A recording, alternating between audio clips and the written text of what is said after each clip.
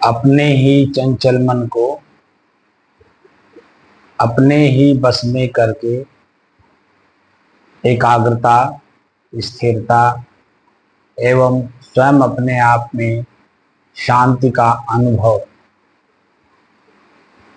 करने के बाद स्वयं मैं कौन हूँ को जानने की दृष्टि से साधना करते करते आज 1417 दिन हो गए। तारीख 23 सितंबर सन 2025, दिन मंगलवार, प्रातः काल का समय।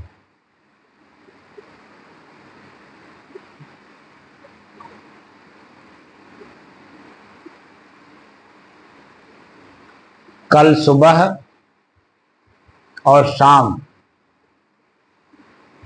दोनों समय मैंने वीडियो इसलिए नहीं डाली ताकि जो वीडियो इस समय पढ़ रहे हैं ये बहुत ही महत्वपूर्ण वीडियो है। इतनी गहराई तक कोई ना साधना कर रहा है वर्तमान समय में, और ना ही साधकों को इस लेवल पर पहुंचने और पहुंचाने का काम किया जा रहा है। साधक जो साधना कर रहे हैं या करा रहे हैं, दोनों के दोनों ही उतावलेपन में हैं, चंचलता में हैं। मैं इस बात को इसलिए कह रहा हूं क्योंकि दोनों का लक्ष्य बाहरी है, स्वयं के कल्याण में नहीं है। कराने वाला सोचता है कितने हमारे पास साधक आ जाएं, जितने साधक आएंगे उतनी हमारी आय का स्रोत बढ़ेगा, उतनी हमारी मान प्रतिष्ठा बढ़ेगी, लोगों के साथ हमारा पैठ होगा। तमाम तरह की इच्छाएं मन में हैं, ये कराने वाले। और करने वाले के लिए क्या है घर के कलह में हैं, बड़े बड़े जो सेंटर बने हुए हैं उसमें मैंने देखा कि बड़े बड़े लोग जाते हैं, वो अपने कार्य स्थल से और अपने व्यवहारिक जीवन जो पारिवारिक जीवन है उससे और स्वयं के शरीर से इतना पीड़ित हैं, इतना दुखी हैं कि वह सोचते हैं कि 10 दिन जाऊंगा वहां, कम से कम 10 दिन तो मैं सुकून से रहूंगा। पैसा खर्च करके जाते हैं, 20,000 रुपया जाकर के वो खर्च करते हैं, लेकिन मिला क्या? झाग के 3 पात। जब वहां आप साधना करने जाते तो जब मन बनाते हो तभी आपके जो 1-2 बार सेंटरों में जा चुके हैं, जहां भी जा रहे हो, तो उनको पता है कि वहां जाने आने का खर्च क्या है, वहां रहने का खर्च क्या है। वहां जो हमें फैकल्टी मिलेगी, एसी मिलेगी, कमरा मिलेगा, लेटरिन बाथरूम अटैच मिलेगा, भोजन पानी मिलेगा, तो उसका व्यवस्था कौन देगा? वही देगा ना जो उसका उपभोग करेगा। उपभोग कौन कर रहा है? मैं कर रहा हूं। तो मन में एक तो टेंशन वैसे भी है कि वहां जाऊंगा तो वहां पेमेंट करना होगा। तो आपने सीखा क्या भाई? मन को शांत कहां किया आप? तो और उद्वेगित करके जा रहे हो आप।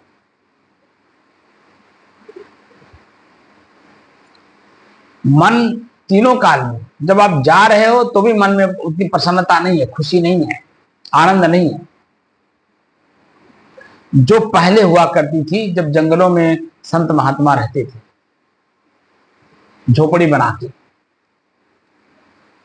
और सिर्फ दिन दिन तक वो मिलने का सबको समय देते थे।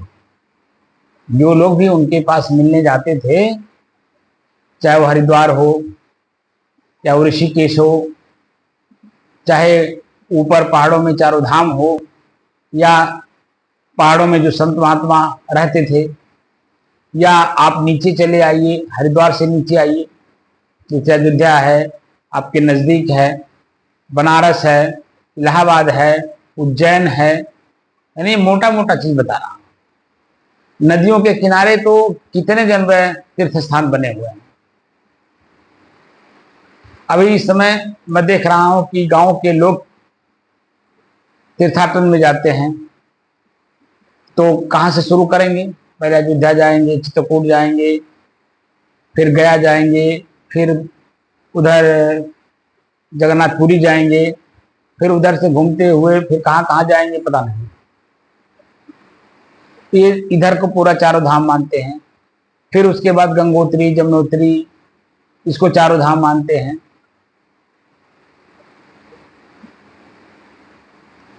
अब वो पूरा टूर कर रहे हैं। तो कहां है ये सब तीर्थ? वहां जा रहे हैं, संत से मिल रहे हैं। आज संतों से मिलने का कोई प्राविधान बस वाले नहीं करते हैं। बस वही जो ऊपर ऊपर का है, आंख से दिखा देंगे, लो चलो इतना रोड चल लिए, इतना वहां का जो वर्तमान का भौतिक संसाधन है उसको देख लिए, और फिर उसके बाद कहेंगे बस चलते रहो चलते रहो। एक जगह बस रोका, शाम को भोजन बनाया, खाया, सो गया। ना कोई सत्संग है, ना कोई उसके बारे में चिंतन है, ना उसके बारे में कोई जानकारी है, कुछ नहीं मिलता। बस इतना दिमाग में है कि मैं चारों धाम कर लिया। अब क्या करना चाहिए? अब भागवत करके पूर्णाहुति कर देना चाहिए। भागवत कर दिए, 7 दिन का, 9 दिन का, 11 दिन का, जिसके पास जैसी क्षमता है,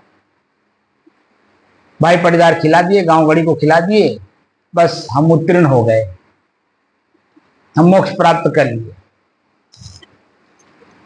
तो इससे तो ये जो संसाधन बनाए गए थे, ये सिर्फ देशाटन करने के लिए, बुद्धि विकास के लिए, कि जब आप अपने गांव एरिया को छोड़ोगे, दूसरे एरिया में जाओगे, दूसरे गांव के कल्चर को देखोगे, वहां के रहन सहन, खान पान, बोली भाषा को सुनोगे, देखोगे, वहां प्रयोग करोगे, तो आपका एक माइंड विकास करता, मन विकास करता है। क्या ऐसे भी लोग हैं, क्या ऐसे भी स्थान हैं, क्या ऐसे भी इनके खान पान हैं। आप जैसे पूर्वांचल में जाइए, आप पूर्वांचल में जब जाएंगे तो वहां जितना समुद्री इलाका है वहां मछली भात खाते हैं, उनका वही कल्चर है। चारों तरफ से आपको हर जगह मछली ही मछली दिखाई देगी। समुद्र के किनारे मछली मारने वाले अपना मछली भी मार रहे हैं, सुखा भी रहे हैं, बेच भी रहे हैं, सारा काम करते हैं। तो यही सब देखने को मिलता है। जितने भी इधर पूर्वांचल मतलब समुद्र के किनारे आप जाएंगे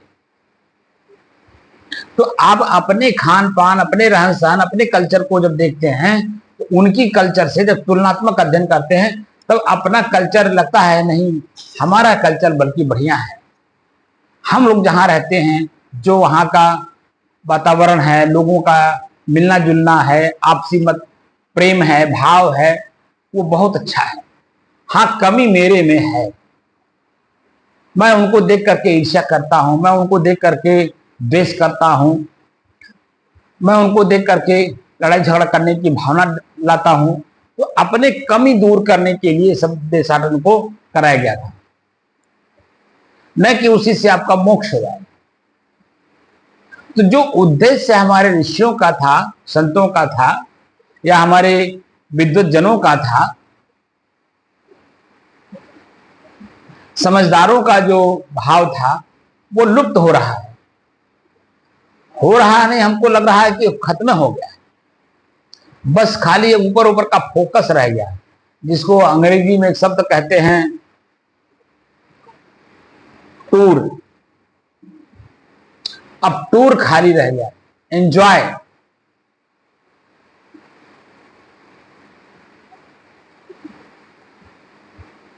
पर्यटक स्थल हो गया। आप पर्यटक के रूप में जाएंगे, वहां भूजा खाएंगे और जो वहां का कल्चर है वो देखेंगे, बस उसके बाद चल दिए। ये तीर्थ स्थान बने क्यों थे, तीर्थ बना कैसे, वहां कौन लोग ऐसे थे कि जिनकी वजह से वो पवित्र स्थान माना गया, जहां जाने के लिए सभी लोग प्रेरित करते हैं।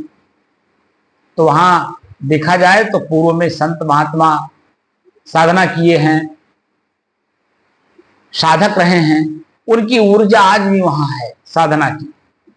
तो उस ऊर्जा को पाने के लिए जाया जाता है। तो जाने का मतलब उनके बारे में पूरी जानकारी किया जाता है कि कौन लोग यहाँ पहले थे, किस नाते यहाँ प्रसिद्धि उनकी हुई, उनके अपने अंदर में क्या ऐसा महत्वपूर्ण गुण था जिसको जानने के लिए, सुनने के लिए, या वैसे अपने आप को बनाने के लिए यहाँ क्यों लोग आते हैं, या मैं स्वयं यहाँ किस लिए आया हूँ, यहाँ मैं किस लिए लाया गया हूँ, क्या जानकारी यहाँ हमें मिल रही है।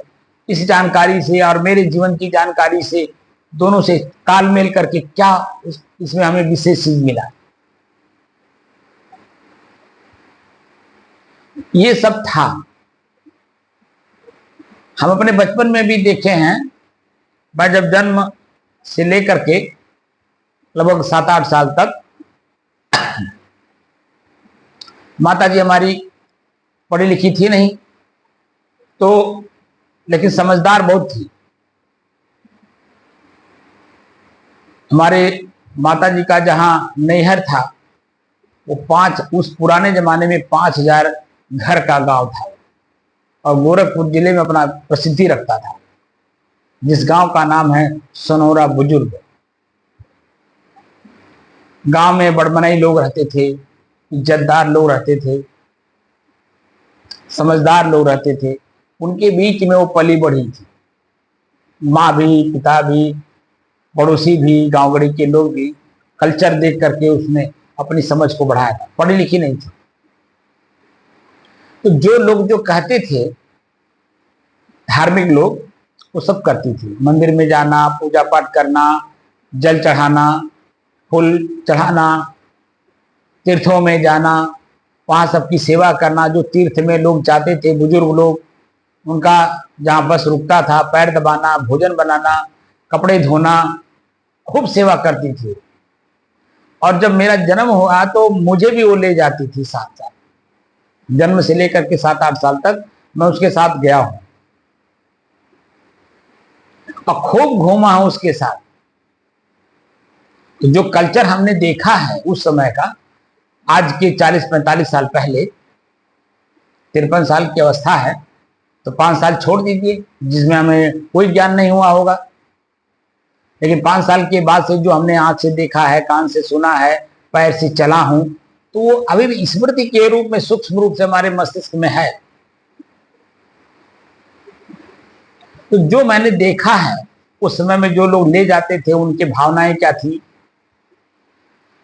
लोगों के प्रति, या जहां जिस स्थान पे जाते थे उन पंडों के प्रति, तीर्थों के प्रति, अपने देवी देवताओं के प्रति, अपने बुजुर्गों के प्रति, ऋषियों के प्रति क्या उनकी आस्था हुआ करती थी, उसके बारे में मैं उस छोटे से उम्र में देखने को हमें मिला, जानने को मिला, समझने को मिला, उन शुभ जीवों के माध्यम से मिला। आज स्थिति यह है कि लोग जितने पढ़े लिखे हो रहे हैं उतने सिर्फ नौकर बनने के लिए तैयार हैं। पहले हमारे पास खाने पीने के संसाधन कम थे, खेतों में पैदावार करने के लिए संसाधन कम थे, लेकिन उस समय में पॉपुलेशन कम था, जनता कम थी, अनपढ़ थी, पढ़े लिखे कम लोग हुआ करते थे, लेकिन समझदार खूब हुआ करते थे और एक दूसरे के प्रति प्रेम बहुत था। आज स्थिति में देख रहा हूं जितने पढ़ रहे हैं उतने उनका जो पूर्व का भाव है कुछ भी नहीं रह जा रहा है। जब जो बच्चा अपने माता पिता की बात को स्वीकार नहीं करता है तो दूसरे का बात क्या स्वीकार करेगा।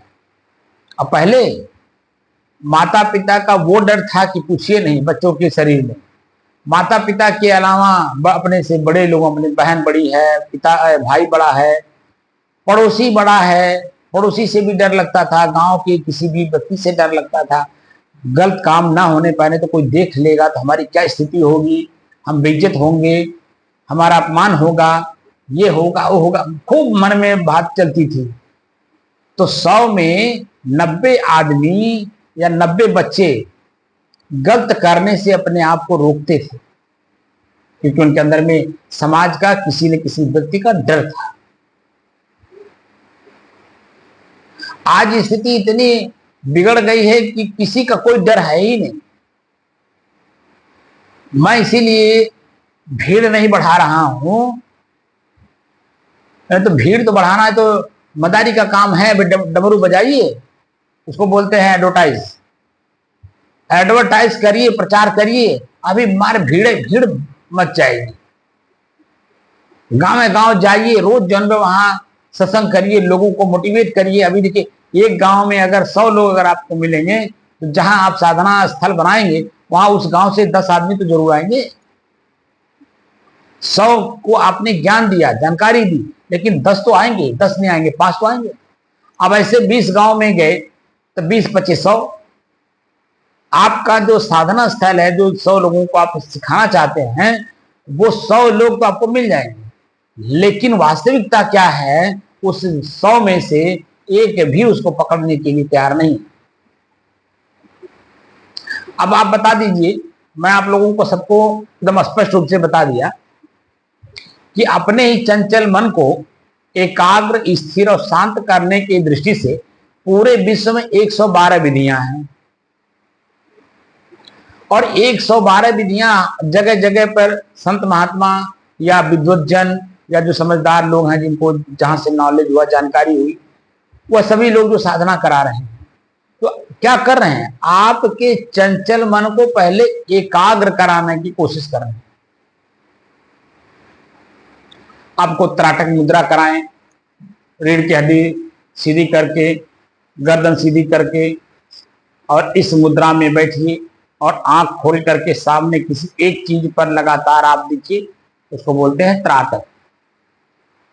तो ये जो आंख की चंचलता है, आंख की पुतली की चंचलता है, आंख के पलक की चंचलता है जो बार बार गिरता है, उसको आपको स्थिर करने में सहायता मिलती है त्राटक मुद्रा करने से। और जो मेरा चंचल मन है कि 1 मिनट में 47 बार सोचता है, ख्याल करता है, वो लगातार जब काम करता है तो एक ही विषय पे सिर्फ काम करता है, तो बाकी जो ख्याल हैं वो अपने आप खत्म हो जाते हैं। तो क्या होता है कि जब अभ्यास पूरा हो जाता है उसमें एक चीज सिर्फ दिखता है, आप किस विषय पे काम कर रहे हैं। हमारे शरीर में 5 इंद्रियां हैं, पांचों के जो विषय हैं तो उनके भोजन है, उसी को विषय कहा गया। आंख का भोजन है रूप, देखना, यानी किसको देखना, रूप को देखना। कान का विषय है शब्द, जीभ का विषय स्वाद, नाक का विषय सुगंध दुर्गंध, और लिंग का विषय स्पर्श विषय। तो 5 इंद्रियों के 5 विषयों से अपने आप को मुक्त करना, ध्यानम निर्विषयम मन है।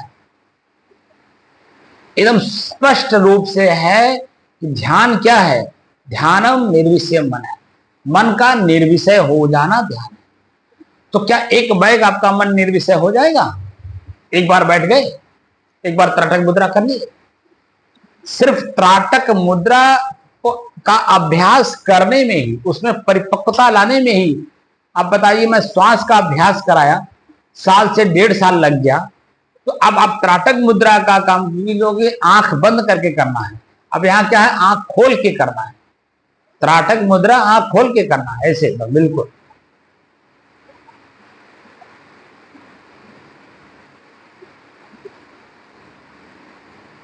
पलकें गिरनी नहीं चाहिए, आंख की पुतली जो इधर उधर हिलनी नहीं चाहिए, एक तक होनी चाहिए। अब कितने मिनट तक आप अभ्यास कर सकते हैं? पहली बात तो जब अभ्यास करने बैठिए तो, क्योंकि पहले का अभ्यास है बार बार गिरना उठना, अब यहाँ देख करके, जान करके, समझ करके जन आंख की पुतली को जन हिलाना नहीं है, पलकें गिरनी नहीं है, एक तक होकर के देखना है, अभ्यास करना है इसका। तो धीरे धीरे 1 मिनट का हो, धीरे धीरे 2 मिनट का हो। अब ये अभ्यास कितने दिनों में आप पूरा कर लेंगे ये आपके ऊपर निर्भर करता है, साधक के ऊपर निर्भर करता है कि साधक के अंदर में कितनी लगन है, कितनी जिज्ञासा है उस चीज को जानने, समझने, प्राप्त करने के लिए। तो धीरे धीरे धीरे धीरे वो चीजें अभ्यास करते करते होता है। जैसे मान लीजिए गरीब आदमी है, उसको अपने आप में धनवान बनना है। जैसे आप उनको ले लीजिए, क्या नाम उनका, हिस्ट्री है, पढ़ लीजिए आप, नेट पर भी होगा, उनको लगता हाँ है, क्योंकि मैं भी नेट से ही जाना था। धीरू भाई अंबानी का, अब तो इस दुनिया में नहीं है, लेकिन उनकी हिस्ट्री आपके नेट पर आपको मिल जाएगी। आप उनको पढ़िए तो उनके अंदर में, भाई वो भी एक गुजराती थे, गुजरात के लोगों में जिज्ञासा होती है कि हम पैसे खूब कमाएं, तो पैसे कमाने के लिए काम करना पड़ता है। तो काम किस तरह का हमको मिल रहा है वर्तमान में, अब उस वर्तमान के कार्य को करते हुए लक्ष्य बड़ा बनाए हैं। धीरे धीरे धीरे धीरे धीरे धीरे धीरे वो लक्ष्य अपने किस स्थिति में पहुंचा, ये हमको आपको बताने की जरूरत नहीं। जिन्होंने रिलायंस इंडस्ट्री खड़ा किया, आज जियो वगैरह जो भी आप देख रहे हैं, उन्हीं की देन है। उन्हीं के सुपुत्रों ने जन्म उसके आगे के लिए काम किया। एक सुपुत्र उसमें सफल हुआ, एक सुपुत्र अभी सुनने को मिलता है कि अब बैक हो रहे हैं। तरह तरह की उसमें परेशानियां आ जाती हैं, क्योंकि एक मछली, बड़ी मछली छोटी मछली को समुद्र में खा जाती है। तो ये संसार समुद्र है। जितने बड़े बड़े धनाढ्य लोग हैं, छोटे उद्योगपतियों को जन्म उनके उद्योग को खरीद लेते हैं, या खरीद, अगर वो बेचता नहीं है, अगर वो खरीदते नहीं है, तो ऐसा बुद्धि का चाल चलेंगे कि उनका उसको डैमेज कर देंगे, यानी उसकी भट्ठा बैठा देंगे, उसकी कंपनी बैठा देंगे। अब तरह तरह के अपना बुद्धि का प्रयोग करते हैं। खैर हमें उस पर नहीं जाना है। तो धीरू भाई अंबानी के जब हिस्ट्री पढ़ोगे तो अपने अंदर में जिज्ञासा होगी कि मैं गरीब हूं, या गरीब व्यक्ति जब अपने को धनाढ्य बनने की कोशिश करता है, तो उसी धीरू भाई अंबानी के जो जीवनी है, उसी जीवनी से आपको पूरी जीवनी, पूरे संसार की आपको पता चल जाएगा कि गरीब व्यक्ति कैसे अपने को अमीर बनाता है। एक एक दिन, एक एक घंटा उसके लिए कितना भारी होता है। ठंडी, गर्मी, भूख, प्यास, मान अपमान, दुत्कार, फटकार, क्या क्या नहीं सहता है वो। लेकिन लक्ष्य क्या है कि हमको धनवान बनना है। एक एक रुपया, 100 रुपया इकट्ठा करते करते करते करते करते करते, अब उसको जो कंजूस भी बोलेंगे, मक्खी चूस भी बोलेंगे, क्या क्या नहीं बोलेंगे उस व्यक्ति को, यही समाज के लोग। लेकिन वो अपने धुन में लगा हुआ कि हमको भी समाज के बराबर अपने स्थिति को लाना है। तो धीरे धीरे धीरे धीरे धीरे वह धीरू भाई अंबानी बन जाता है। समाज में, आपके गांव में ही आप देख लीजिए, आपके घर में ही अपने बच्चों को देख लीजिए, अपने परिवार के सदस्यों को देख लीजिए। जो निकम्मा है वो वहीं का वहीं रह जाता है, लेकिन जो कर्मठी है वह कहां से कहां निकल जाता है, अपने कर्म को अच्छा करते करते वो अपने धुन में रहता है। ऐसे ही ये भीतर का जो आप हमारी क्षमता देख रहे हैं, मैं अपनी क्षमता का आप लोगों के सामने प्रतिदिन रख रहा हूं, लेकिन आप लोगों को कहां समझ है कि हम क्या चीज है। आप लोगों को तो ये लगता होगा अरे तो ऐसे बस जैसे आम आदमी की तरह बोलते चले जा रहे हैं। सहज में रहने वाले लोग ही सहज की बात कर पाते हैं। महर्षि पतंजलि जब इसमें परिपक्व हो गए तो सहज में बोलते थे, लेकिन उनको आप उनका फोटो देखिए महर्षि पतंजलि योग दर्शन में, तो यहां तक का पूरा शरीर जब आदमी का है, यहां ऊपर आप देखेंगे तो क्या रहेगा, जरा उस फोटो को देखिए। ये बिगड़े हुए मन के लोग जो है, जो उस लेवल में अपने आप को नहीं ले जाना चाहते हैं, वो तरह तरह का जो में कमेंट करते हैं। आपको एक कमेंट की उदाहरण देता हूं अपने प्रधानमंत्री नरेंद्र मोदी जी का। पूरा संसार जानता है कि वो सबसे पहले चाय बेचते थे, लेकिन उनके कर्म देखिए उनको कहां ले जाकर खड़ा कर दिया है। तो जो लोग उस कर्म में नहीं जाना चाहते हैं उनके ऊपर खूब छीटाकसी करते हैं, कर्म नहीं करना चाहते। अरे तुम भी कर्म करो ना, छीटाकसी करने के लिए क्यों करते हो? खुद भी कर करके देखो तो अपने करेगा नहीं और दूसरे के ऊपर खूब छीटाकसी करेगा। और उस सहज में वो देखिए प्रधानमंत्री नरेंद्र मोदी हैं आज।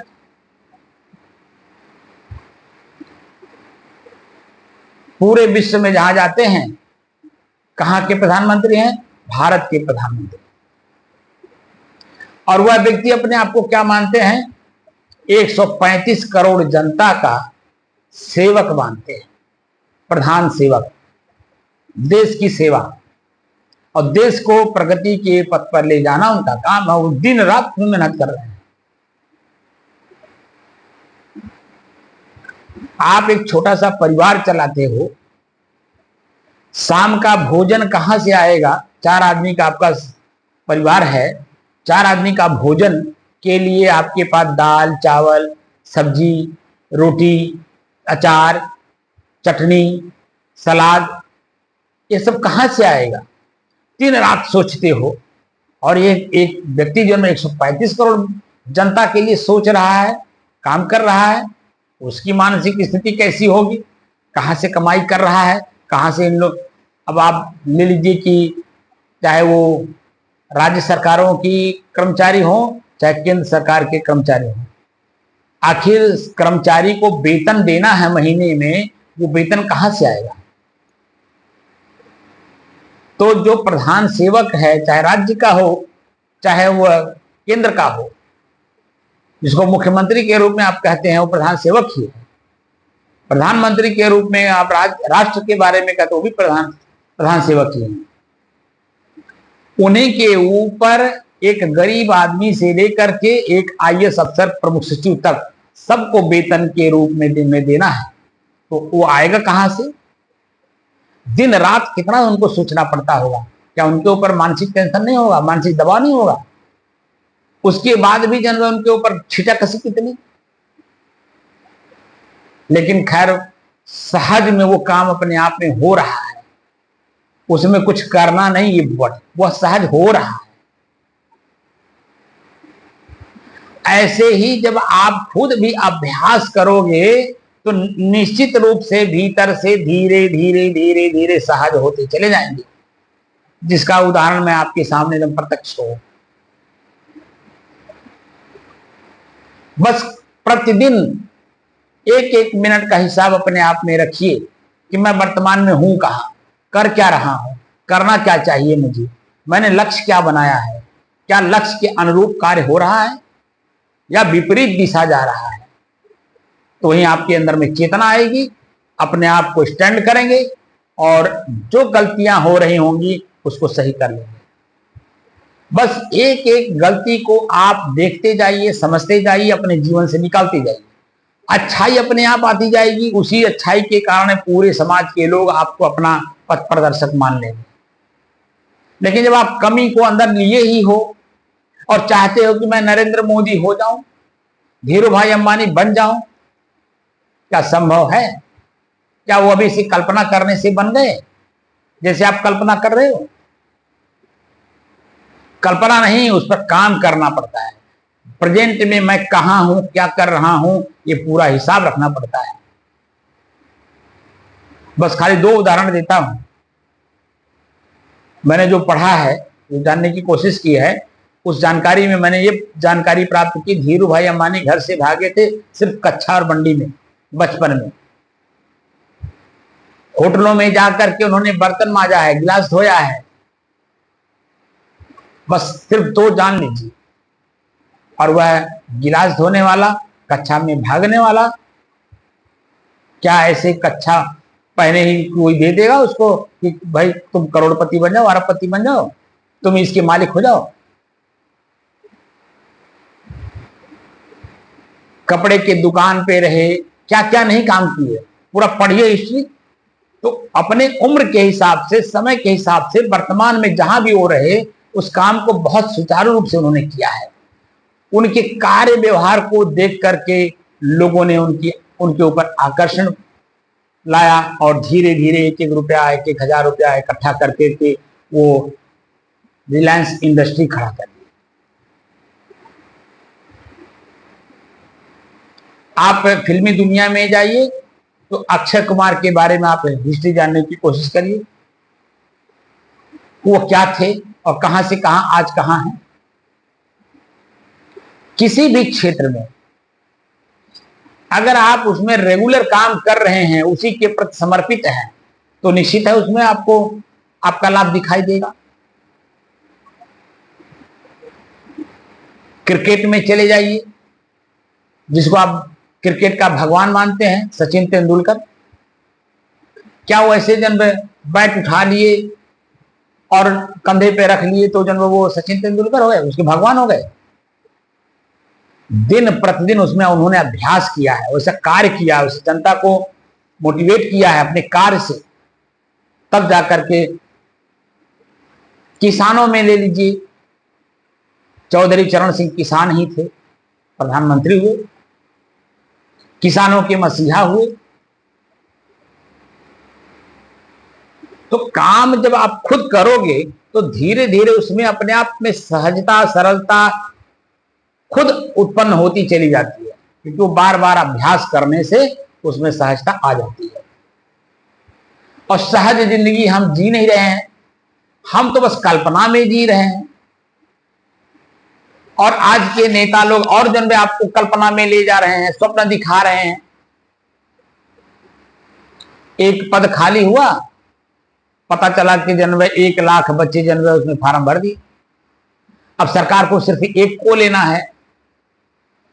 अब बता दीजिए, एक पद खाली, 1 लाख बच्चे जन्म फार्म भर दिए उसको पाने के लिए। खूब मारामारी हो रही है,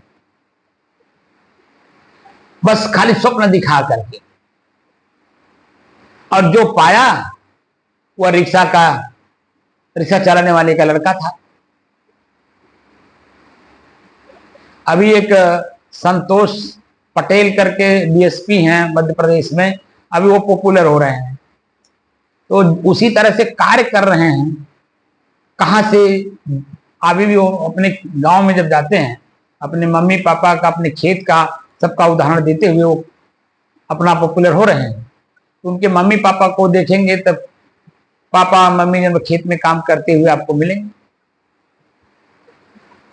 और वह डीएसपी हैं। तो कैसे डीएसपी बने? उस सहज जब अपनी जिंदगी को बनाए होंगे तभी वो डीएसपी बन पाए होंगे।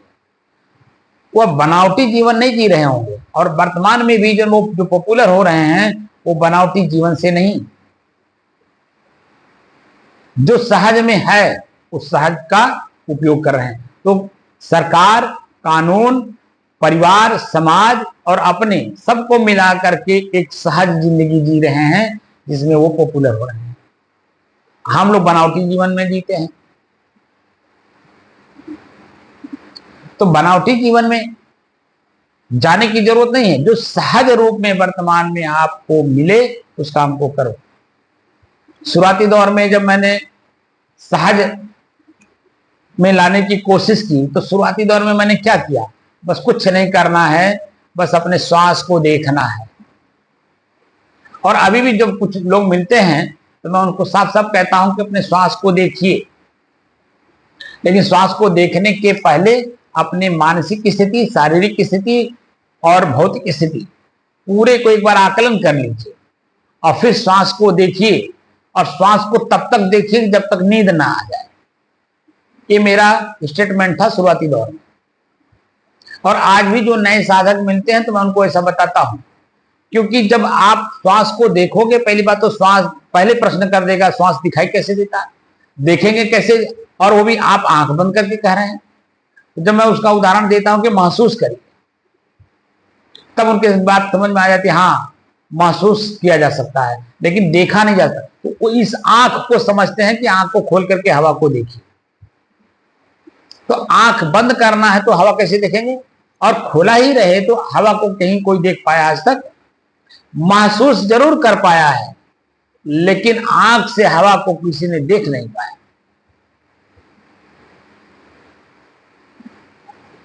तो धीरे धीरे धीरे धीरे अभ्यास कराते कराते कराते कराते अब सहज हो गया।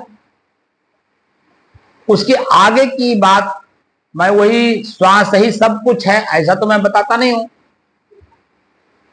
अभी खाली देखो, जानो, समझो, प्रयोग करो, और जब समझदारी उसमें परिपक्व हो जाए उसको छोड़ो, फिर दूसरे को देखो। तो जब श्वास को मैंने 1.5 साल तक दिखाया, बोलता भी रहा, अभ्यास भी कराता रहा, उसके बाद तब मैंने आंख के रूप के बारे में बताया, कान के शब्द के बारे में बताया, जीभ के स्वाद के बारे में बताया, नाक के सुगंध दुर्गंध के बारे में बताया। धीरे धीरे एक एक करके, जो कबीर साहब कहते हैं कि एक एक निर्वारी जो निर्वारी जाए, तो उनमें सब में हमने सहज भाव लाने की कोशिश कराई है। क्योंकि मैं असहज जिंदगी जी रहा हूं, तनाव में, चिंता में, बाहर दुनिया भर का कबाड़ मस्तिष्क में भरे हुए। तो कबाड़ जब तक खाली नहीं होगा तब तक एक किसी काम में मन लगेगा नहीं, और जब तक किसी एक काम में मन लगेगा नहीं उसकी वास्तविकता समाज देखेगा नहीं, आप स्वयं देखेंगे नहीं।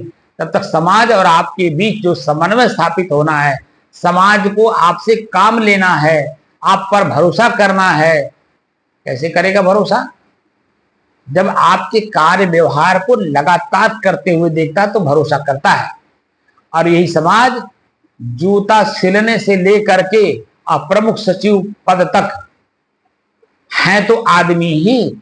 तो जो अपने कार्य व्यवहार को जहां जिस रूप में समाज को विश्वास में लाया, अपने कार्य व्यवहार को रेगुलर करते हुए, यही समाज, हम आप लोग सभी लोग मिल करके उससे वही काम लेते हैं जो उसने अपने जीवन में सहज प्राप्त किया है या सहज कर रहा है।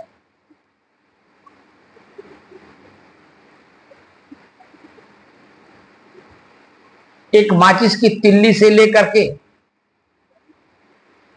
और हवाई जहाज तक जितनी भी सुख सुविधाएं या जहां भी कुछ दिख रहा है, वहां आप कभी भी देखिए तो वहां आदमी ही तो कर रहा है। हमारे आप जैसे ही उसका भी उसके भी आंख है, उसके भी कान है, उसके भी नाक है, उसके भी जीभ है, यानी जो मेरा शरीर है वही उसका भी शरीर है। लेकिन हम ये नहीं समझ पाते कि उस गाड़ी का जो ड्राइवर है वह कितना अपने आप को प्रशिक्षित किया, शिक्षित ही नहीं प्रशिक्षित कितना किया है। शिक्षित सिर्फ थ्योरी बोलते हैं, प्रशिक्षण का मतलब होता है प्रैक्टिकल अंग्रेजी में। तो प्रशिक्षण कितना उसने लिया, बार बार किसी काम का अभ्यास कितना किया हो। तो जय बार आप उस काम को अभ्यास करेंगे उसमें नई नई कुछ चीजें मिलेगी, जितनी बार अभ्यास करेंगे।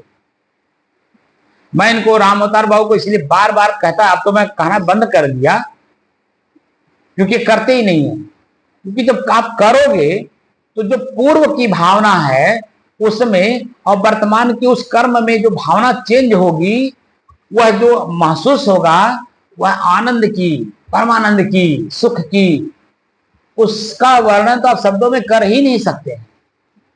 लेकिन जो पूर्व की भावना लिए हुए हो और उसी के बीच में आप दबे पड़े हो, उससे ऊपर उठोगे ही नहीं। तो इस साधना का मतलब क्या निकला? साधना साध अपने बस में कर, हमारा ही मन हमारे बस में नहीं है, पूर्व के संस्कारों में संस्कारित होकर के चल रहा है। तो वर्तमान में जब करेगा नहीं तो संस्कार बदलेगा कैसे? और जब संस्कार बदलेगा नहीं तो जो आप लक्ष्य प्राप्त करना चाहते हैं मोक्ष, और मोक्ष मिलेगा कैसे? भले मैं ऑन रिकॉर्ड वीडियो शूट करते हुए मैंने इनको बताया था कि अपने ही घर पे जाइए, एक बर्तन लीजिए और अपने शरीर में जितना भी सामान है सब निकाल करके अपने आंख के सामने रखिए। इन्होंने किया ही नहीं, मुझे उदाहरण दे रहे हैं। बार बार जब तक आप देखोगे नहीं, हमारी जो मनोवृत्ति शरीर में आसक्त है, इसकी आसक्ति टूटेगी कैसे? और शरीर से आसक्ति टूटेगी नहीं जब तक, तब तक इसमें दर्द, पीड़ा, दुख, ठंडी, गर्मी, गांठ दर्द कर रहा है तो कमर दर्द कर रहा है, चल नहीं पा, इससे कैसे आपको निजात मिलेगा? जितना इस साधना परिपक्व होगा, आपको मैं गारंटी के साथ कह सकता हूं कि शरीर में आपका मन रहेगा ही नहीं। आपका मन उस साधना में रहेगा, जहां उस लक्ष्य में रहेगा जिस लक्ष्य को आपने बनाया है। तो शरीर हल्का हल्का महसूस होगा। कितना भी भारी हो, कितना दर्द हो, पीड़ा हो, उसका उपचार आप ढूंढेंगे, न कि उसी को लिए बैठे रहेंगे मेरा क्या करूं, मेरा पैर दर्द कर रहा है, क्या करूं। तो उपचार किस लिए बना हुआ? समाज में डॉक्टर, वैद्य, हकीम किस लिए हैं? ये जो मेडिकल स्टोर खुले हुए हैं किस लिए हैं? ये जड़ी बूटियां जो जंगल में है किस काम आएंगी? जो जड़ी बूटियों के जानकार हैं उनके पास तक आप पहुंचेंगे नहीं, उनको आदर आप देंगे नहीं, अपने हम में रहेंगे, तो वो दर्द कैसे मिटेगा?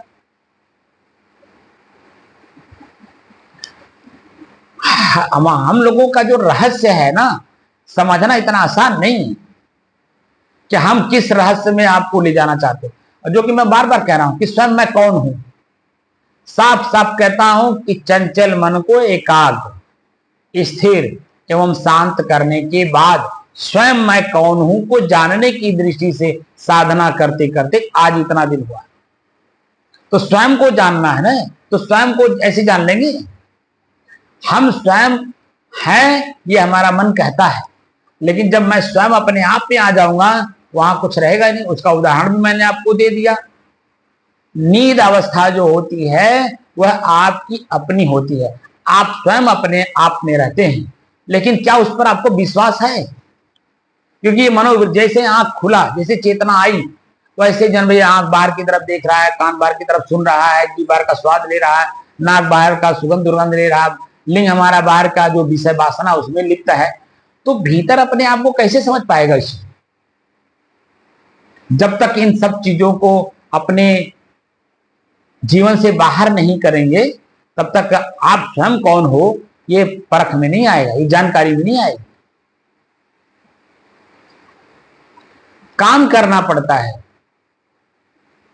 आज भी मैं अपने बड़े महाराज जी को डरता, हमारे बड़े महाराज चाहे जैसे भी हो, लेकिन मैं अपने लिए उनको अपना सिरमौर मान करके बैठा हूं। वो एक शब्द भी कहते हैं कि अभी इसी वक्त मगहर आपको पहुंचना है।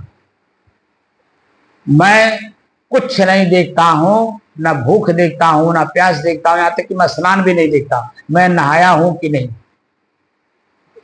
बस वस्त्र पहना, मुंह धोया, मोटरसाइकिल उठाया और फट से 1 घंटा 15 मिनट हमको मगहर पहुंचने में लगता है। और कहीं रास्ते में मैं लघुशंका भी नहीं करता। जो बात वो कह देंगे मैं उनको पूरी बात को मान करके उस काम को करता हूं, क्योंकि उसमें हमें जानकारी करने के मौका मिलता है उस कर्म को करने के बाद। अब उसमें मेरा चित्त चंचल हो रहा है या मेरा चित्त एकाग्र हो रहा है या स्थिर हो रहा है या शांत हो रहा है, इससे हमें पता चलता है। जब उस कार्य को कर लेने के बाद मन से सोचता हूं तब मुझे पता चलता है कि ये कार्य दोबारा करने योग्य है अथवा नहीं। अगर करने योग्य है तो किया जाएगा, नहीं करने योग्य है तो उसको वहीं कोई भी उस समय में आ जाए। बड़े महाराज जी ने ब्रह्मा विष्णु भी उतर के आ जाए तो हमको नहीं करना है। हम स्पष्ट बता देते हैं उनको कि हमको नहीं करना है तो नहीं करना है, क्योंकि इसमें मेरा ही नहीं, मेरे चलते पूरे पंथ परंपरा का, पूरे समाज का नुकसान है, इसलिए मैं ये काम नहीं कर सकता। उनको भी पता है, इसीलिए वह मुझे उतना ही काम सौंपते हैं जो काम मैं कर सकता हूं, क्योंकि मेरे से उम्र में भी बड़े हैं, पद में भी बड़े हैं, समाज में भी उनको जितनी ख्याति उनकी है उतनी हमारी ख्याति कुछ नहीं है। उनके सामने मैं कुछ हूं ही नहीं। उनकी समझ कितनी ऊंची है, उनके कर्म कितने ऊंचे हैं वो तो ही जानते हैं। मैं उसको छूने की कोशिश करता हूं। तो जो कुछ भी मैं आज आपको बताने की कोशिश कर रहा हूं वह खुद की प्रैक्टिकल है, थ्योरी नहीं। मैं खाली बीजक याद कर लिया या गीता का श्लोक याद कर लिया या व्याकरण के सूत्र याद कर लिए, बस खाली इस सूत्र से, इस धातु से शब्द बन गया है, ऐसा हो गया वैसा हो गया, इसका ये अर्थ होता है, इसको इस भाव में लोगों हमारे ऋषियों ने बनाया है, हम उस पर नहीं जाते हैं। जिस काम को कर रहे हैं बस उसी काम को जानना चाहते हैं कि इसमें हमारी स्थिति कैसी होगी, अंत में चंचल होगी या स्थिर और शांत होगी।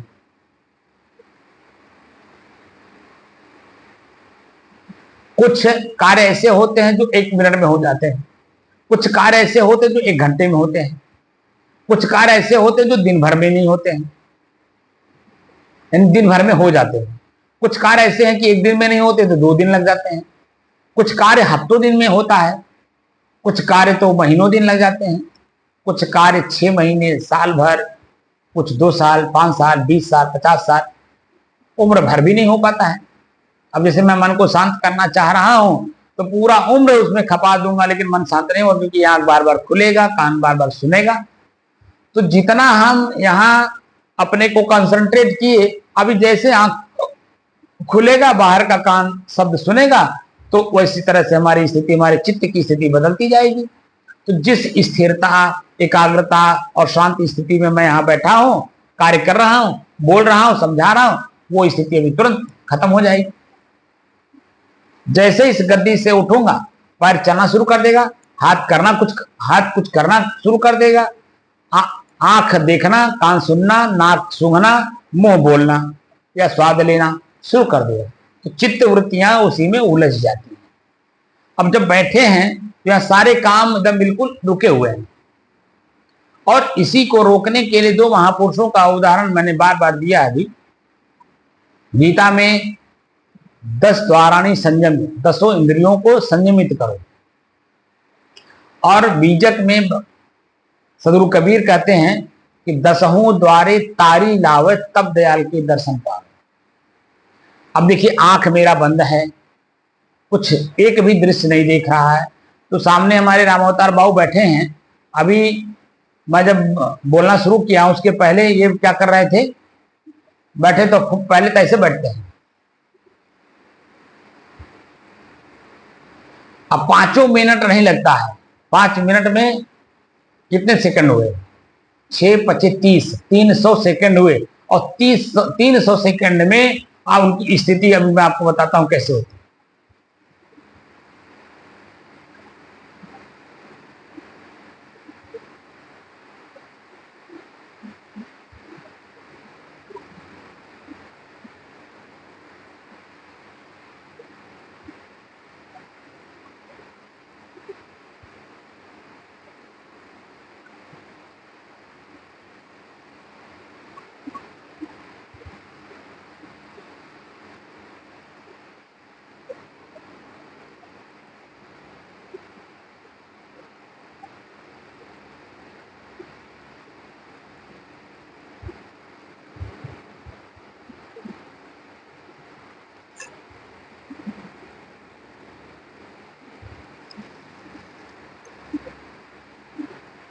इसी तरह से इनकी स्थिति बनती है।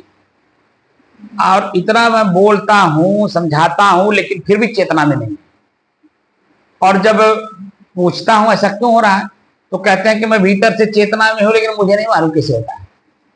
और ये अपने खुद बताए हैं कि मेरा पूर्व का अभ्यास है। जितने वर्ष तक इन्होंने नौकरी की है, उतने वर्षों तक प्रतिदिन का घटना इनका है कि जैसे नौकरी से घर आते थे, ड्यूटी से, कपड़ा उतारे, पानी पिए, चाय पिए या नहीं पिए, क्या किए पता नहीं, फिर तुरंत बिस्तर पकड़ लिए। तो जो 35 सालों का अभ्यास है, 30-35 सालों का, 40 सालों का, वह अभ्यास इनको अभी भी उसी पे ले जाके पटक देता है। वो अभ्यास इनको अभी बना हुआ है, उस पर सुधार नहीं कर रहे। जब एक छोटी सी चीज आप सुधार नहीं कर पा रहे हो और चाहते इतना बड़ा कि मैं मोक्ष प्राप्त कर लूं। अरे सदगुरु कबीर के हम लोग अनुयायी हैं, साफ साफ कहते हैं, जियत न तरे मुए का तरिहो, जियत ही जो न करे। जो जिंदा रहते, जिंदा मतलब चेतना, चेतना में रहते रहते ही चेतनावान नहीं अगर बने आप, तो क्या मरने के बाद चेतनावान बनेंगे? जब शरीर ही नहीं रहेगा, वहां साधन ही नहीं रहेगा। अभी भी इस शरीर में मैं हूं, तो ये साधन है शरीर, और इसी साधन का उपयोग करके ही मैं अपनी स्थिति को बदल सकता हूं। और वर्तमान में ही अगर आपकी स्थिति बदली नहीं, तो फिर ये मरने के बाद क्या स्थिति बनेगी? जब ये साधन ही आपके साथ नहीं रहेगा, इस साधन को ले जाकर जला दिया जाएगा। और जब दूसरा साधन मिलेगा तो वह छोटा होगा, फिर छोटे से बड़ा होगा, फिर जैसे इस शरीर में आप छोटे से बड़े हुए, 60 साल तक, अभी 75 साल तक हो गए, फिर अभी 4-5 साल 6 साल में जब आपकी शरीर की क्या स्थिति होगी पता नहीं चलेगा। आप कहाँ गए, कौन जगह गए? आप तो गए, लेकिन शरीर ही जला दी जाएगी, या दफना दी जाएगी, या जल प्रवाह कर दी जाएगी। तो क्या हो गया? शरीर नष्ट हो गया, आप इस शरीर का उपयोग ही नहीं कर सकते। शरीर मेरा है, मैं बार बार कहता हूं, शरीर मैं नहीं हूं। तो शरीर का उपयोग करिए अपने लक्ष्य को पाने के लिए, भौतिक संसाधनों को पाने के लिए। जब इसी शरीर का उपयोग किया जाता है, तो एक मतलब मोची से लेकर के और मिसाइल मैन बनने तक की जो यात्रा है, हर आदमी ही तो वहां पर है, अपने लक्ष्य को बना करके उस तरह से कार्य कर रहा है, अपनी क्षमता को बढ़ा रहा है, आंतरिक हो, बाह्य हो, जिस भी तरह से हो, वो अपने आप को मजबूत कर रहा है, तभी वो उस लेवल पे जा करके काम कर रहा है, और यही जनता उसका लाभ उठा रही है। जनता आपका लाभ उठाती है, आप जनता का लाभ उठाते हैं, तो दोनों में समन्वय रहता है, एक दूसरे का मान सम्मान हमेशा बना रहता है। लेकिन पद मिल गया, कार्य आपने घिनौना कर दिया, पता चला कि आपके पद का गरिमा खत्म, आपके प्रति जो लोगों की आस्था है, प्रेम है, भाव है, वो सब खत्म। आप किसी काम लायक बस खाली में पुतले की तरह बैठे रहो। इसलिए हर क्षेत्र में कर करके देखा जाता है, तो उसमें अच्छाई और बुराई, दिन और रात, सुख और दुख, पाप और पुण्य, हानि और लाभ, मिलन और बिछुड़न, हर चीज को हमें देखना होता है, जानना होता है, समझना होता है, प्रयोग करना होता है, और उसके परिणाम को देखा जाता है कि इसका परिणाम क्या आ रहा है।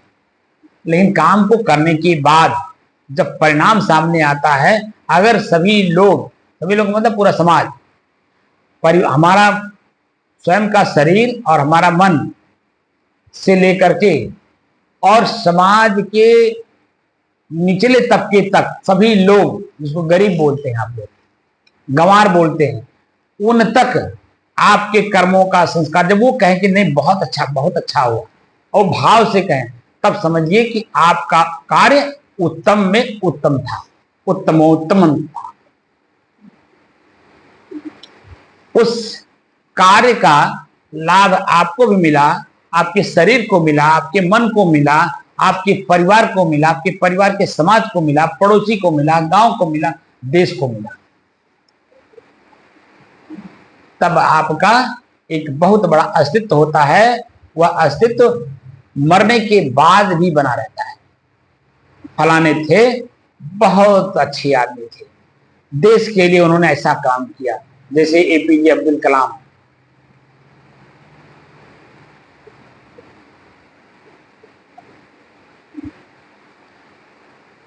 वह आज इस दुनिया में नहीं है, लेकिन जब तक खोज होगी देश राष्ट्र के प्रति की सुरक्षित रहे, तब तक उस आम आदमी तो ना जाने, वो तो खाली किताबों में पढ़ेगा, लेकिन जो वैज्ञानिक केंद्र हैं हमारा इसरो, उसमें उनका नाम अमर हुआ है। जब तक वह इसरो संस्था रहेगी तब तक उनका नाम स्वर्ण अक्षरों में वहां लिखा मिलेगा। उनसे लोग अपने जीवन में एक आदर्श के रूप में, शिक्षक के रूप में उनको प्रयोग करेंगे और उनसे सीख करके अपने आप को भी उस लेवल पे ले जाने की कोशिश करेंगे। यही क्षेत्र, जो बाहर का क्षेत्र है, वही क्षेत्र हमारे यहाँ अध्यात्म का है। अध्यात्म का मतलब भी मैं बताया कि स्वयं मैं कौन हूं को जानना है, और साधना भी उसी लेवल की करनी है कि आखिर मैं हूं कौन। तो यहां पकड़ना नहीं है, स्टोर अंदर नहीं करना है, बल्कि जो अंदर स्टोर है उसको खाली करना है और वर्तमान में रह करके काम करना है। तो वर्तमान में रह करके काम जो करना है, तो उस कार्य को भी देखना है कि क्या मैं कर रहा हूं। जब मैं आप लोगों को बता चुका हूं कि मैं स्वयं अपने आप में शुद्ध हूं, स्थिर हूं, शांत हूं और क्या हूं, एक रस। ये चार शब्द मैं कौन हूं में उसके उत्तर में ये मिलता है। तो जब मैं स्थिर हूं तो कार्य कौन कर रहा है भाई? वहां मन, चित्त, शरीर, इंद्रियां कुछ पहुंच ही नहीं सकती हैं। और उसका उदाहरण भी मैं दे दिया कि नींद की अवस्था। अब नींद की अवस्था को, नींद को पढ़े नहीं, नींद के बारे में जाने नहीं, नींद अवस्था को देखे नहीं, उसमें स्थिर हो, चेतना में रह करके स्थिर हुए नहीं नींद में, तो कैसे उसको जान लोगे? नींद को भी पढ़ना पड़ेगा ना, उसको जानना पड़ेगा, उसको समझना पड़ेगा, नींद अवस्था को खुद में लाना होगा। और नींद कैसे आती है, किन किन रूपों को त्यागने के बाद हमें नींद मिलती है, या भीड़ में हमें नींद आती है, या एकांत में।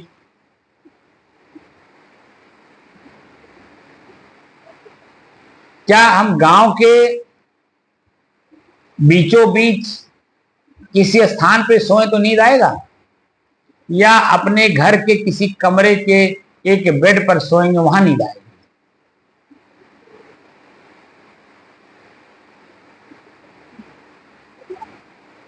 क्योंकि जब आप कमरे में जाओगे तो अपने शरीर पे जितने वस्त्र है सबको उतारोगे, एकदम पूरा रिलैक्स हो जाओगे। और उसके बाद तब जब आप, जैसे ही आप नींद में गए, आपको अपने शरीर का ही ज्ञान नहीं रहेगा, मैं कहाँ हूं, मेरे शरीर में क्या स्थिति परिस्थिति बदल रही है, कुछ भी पता नहीं रहेगा। लेकिन भीड़, जो गांव के बीच में सोओगे तो वहां भीतर से चेतना में रहोगे, शरीर को ढक करके रखोगे, जो कपड़े पहने उसको उतारोगे भी नहीं, तो शरीर ही आपका रिलैक्स नहीं हुआ तो मन कैसे रिलैक्स होगा? और वो शरीर भले लेटा हुआ आपको दिखेगा, मच्छरदानी लगा है, चारपाई लगा है, बिस्तर लगा है, आप सोए हो, जो भी हो, लेकिन वास्तव में नींद नहीं आएगी आपको। भीतर से जगे रहेंगे, कब कौन ओर से आदमी आकर के आपको क्या बोल दे, क्या कह दे, क्या जगा दे, कुछ पता नहीं। इसीलिए भीतर से आप जगे रहते हैं, पूरा नींद नहीं आता है। पूरी नींद तो आपके अपने कमरे के, आपके अपने बेड पर आई।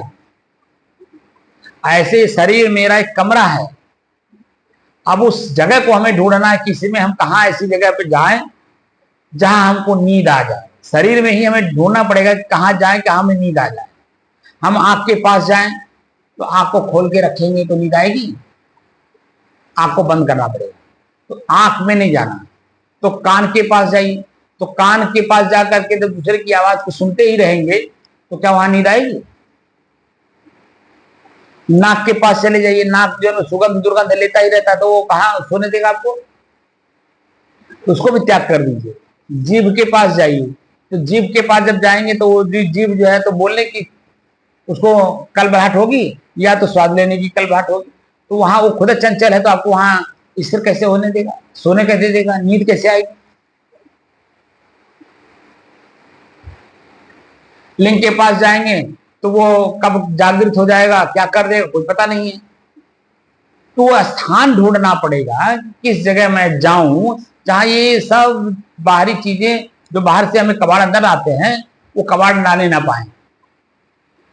तो आंख को बंद करिए, कान को बंद करिए सुनने, आंख को बंद करिए रूप को देखने से, कान को बंद करिए शब्द को सुनने से, जीभ को बंद करिए स्वाद लेने और बोलने से, नाक को बंद करिए सुगंध दुर्गंध लेने से, हाथ को बिल्कुल रिलैक्स कर दीजिए, पैर को बिल्कुल रिलैक्स कर दीजिए, पूरे शरीर को एक जगह लिटा दीजिए और प्रवेश कहां करिए? हृदय में। सबको बंद करिए और हृदय में प्रवेश करिए। उसके बाद देखिए आपको नींद कितनी अच्छी आती है। लेकिन हृदय में प्रवेश करने के लिए शैली चाहिए।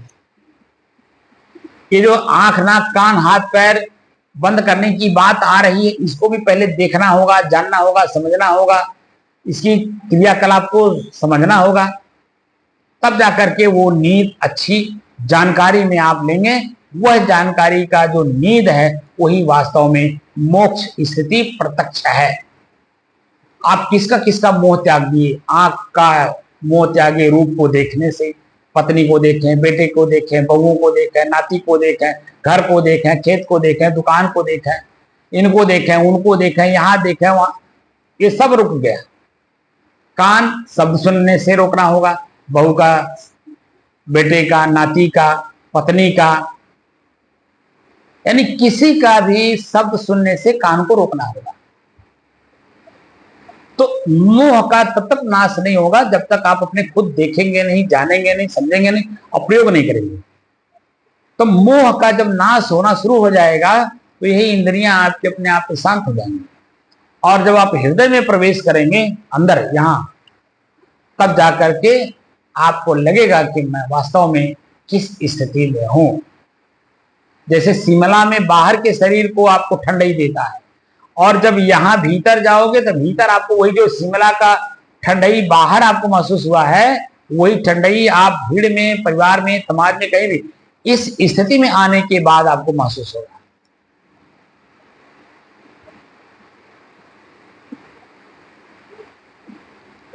लेकिन भाई काम तो करना पड़ेगा। बिना काम किए कहिए कि जो है हम इस चीज को प्राप्त कर लें, तो भौतिक संसाधनों को नहीं प्राप्त कर सकते, तो ये तो हमारा स्वयं अपने आप को प्राप्त करना है, स्वयं अपने आप को जानना है, अपने आप को अपने आप में स्थिर करना है। इतना सहज नहीं है। धीरे धीरे सहज बनाइए अपने आप को, और जो मैं कहूं अक्षरशः बात को उसके बाद हमारे बात का एक शब्द का भी अवहेलना ना करो, तब उस लेवल पे आप पहुंच पाओगे। क्योंकि हमने करके खुद देखा है, और वही मैं आप लोगों को भी सिखा रहा हूं। खुद करके देखिए, और करते समय चेतना में रहिए, मैं कर रहा हूं। ये अपना भाव जगना चाहिए कि मैं कर रहा हूं। तो जहां कमी आपको लगेगा कि यहां हम आगे नहीं जान पा रहे हैं, तो हमसे पूछोगे। जब पूछोगे तो मैं उसके आगे के रास्ता बताऊंगा, उसको करोगे। फिर जब पूर्ण रूप से कर ले जाओगे तो फिर एक बार मैं उसको कर्म करने के पहले से लेकर के कर्म पूरा होने तक का पूरा विवरण आपके मन से आप ही को पढ़वाऊंगा, और आप ही के कमियों को दूर करवाऊंगा। और दूर कराने के बाद जो स्थिति आपकी अपनी बनेगी, वो स्थिति को मैं बताऊंगा। इस समय में आप मोक्ष में हो या नर्क में हो कहां, किस स्थिति में हो, वो पूरा का पूरा खाका आपको खुद हम अनुभव करा देंगे। लेकिन भाई काम तो करना पड़ेगा, और वह भी अक्षरशः बातों को मानकर। और ये कहिए कि राम अवतार बाबू की तरह हम खाली आकर के बैठ के सोए हैं, तो भैया उससे अच्छा है कि आप अपने घर पे ही रहो।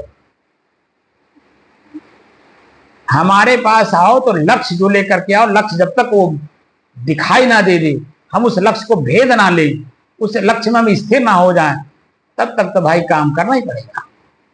बिना काम किए कहिए कि आपको चीजें मिल जाएं, ये तो जैसे हवा में लोग बात कर रहे हैं और हवा में ही रह जा रहे हैं, वैसे आप भी रह जाओगे। तो मेरे पास आने से या मेरा साधना करने से आपको लाभ क्या हुआ?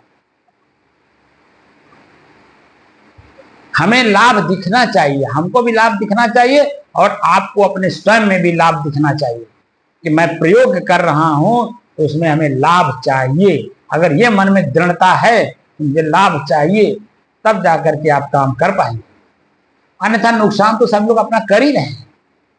मन में तनाव, चिंता, व्यग्रता, उतावलापन, चिंता, क्या क्या नहीं है आप लोगों के पास।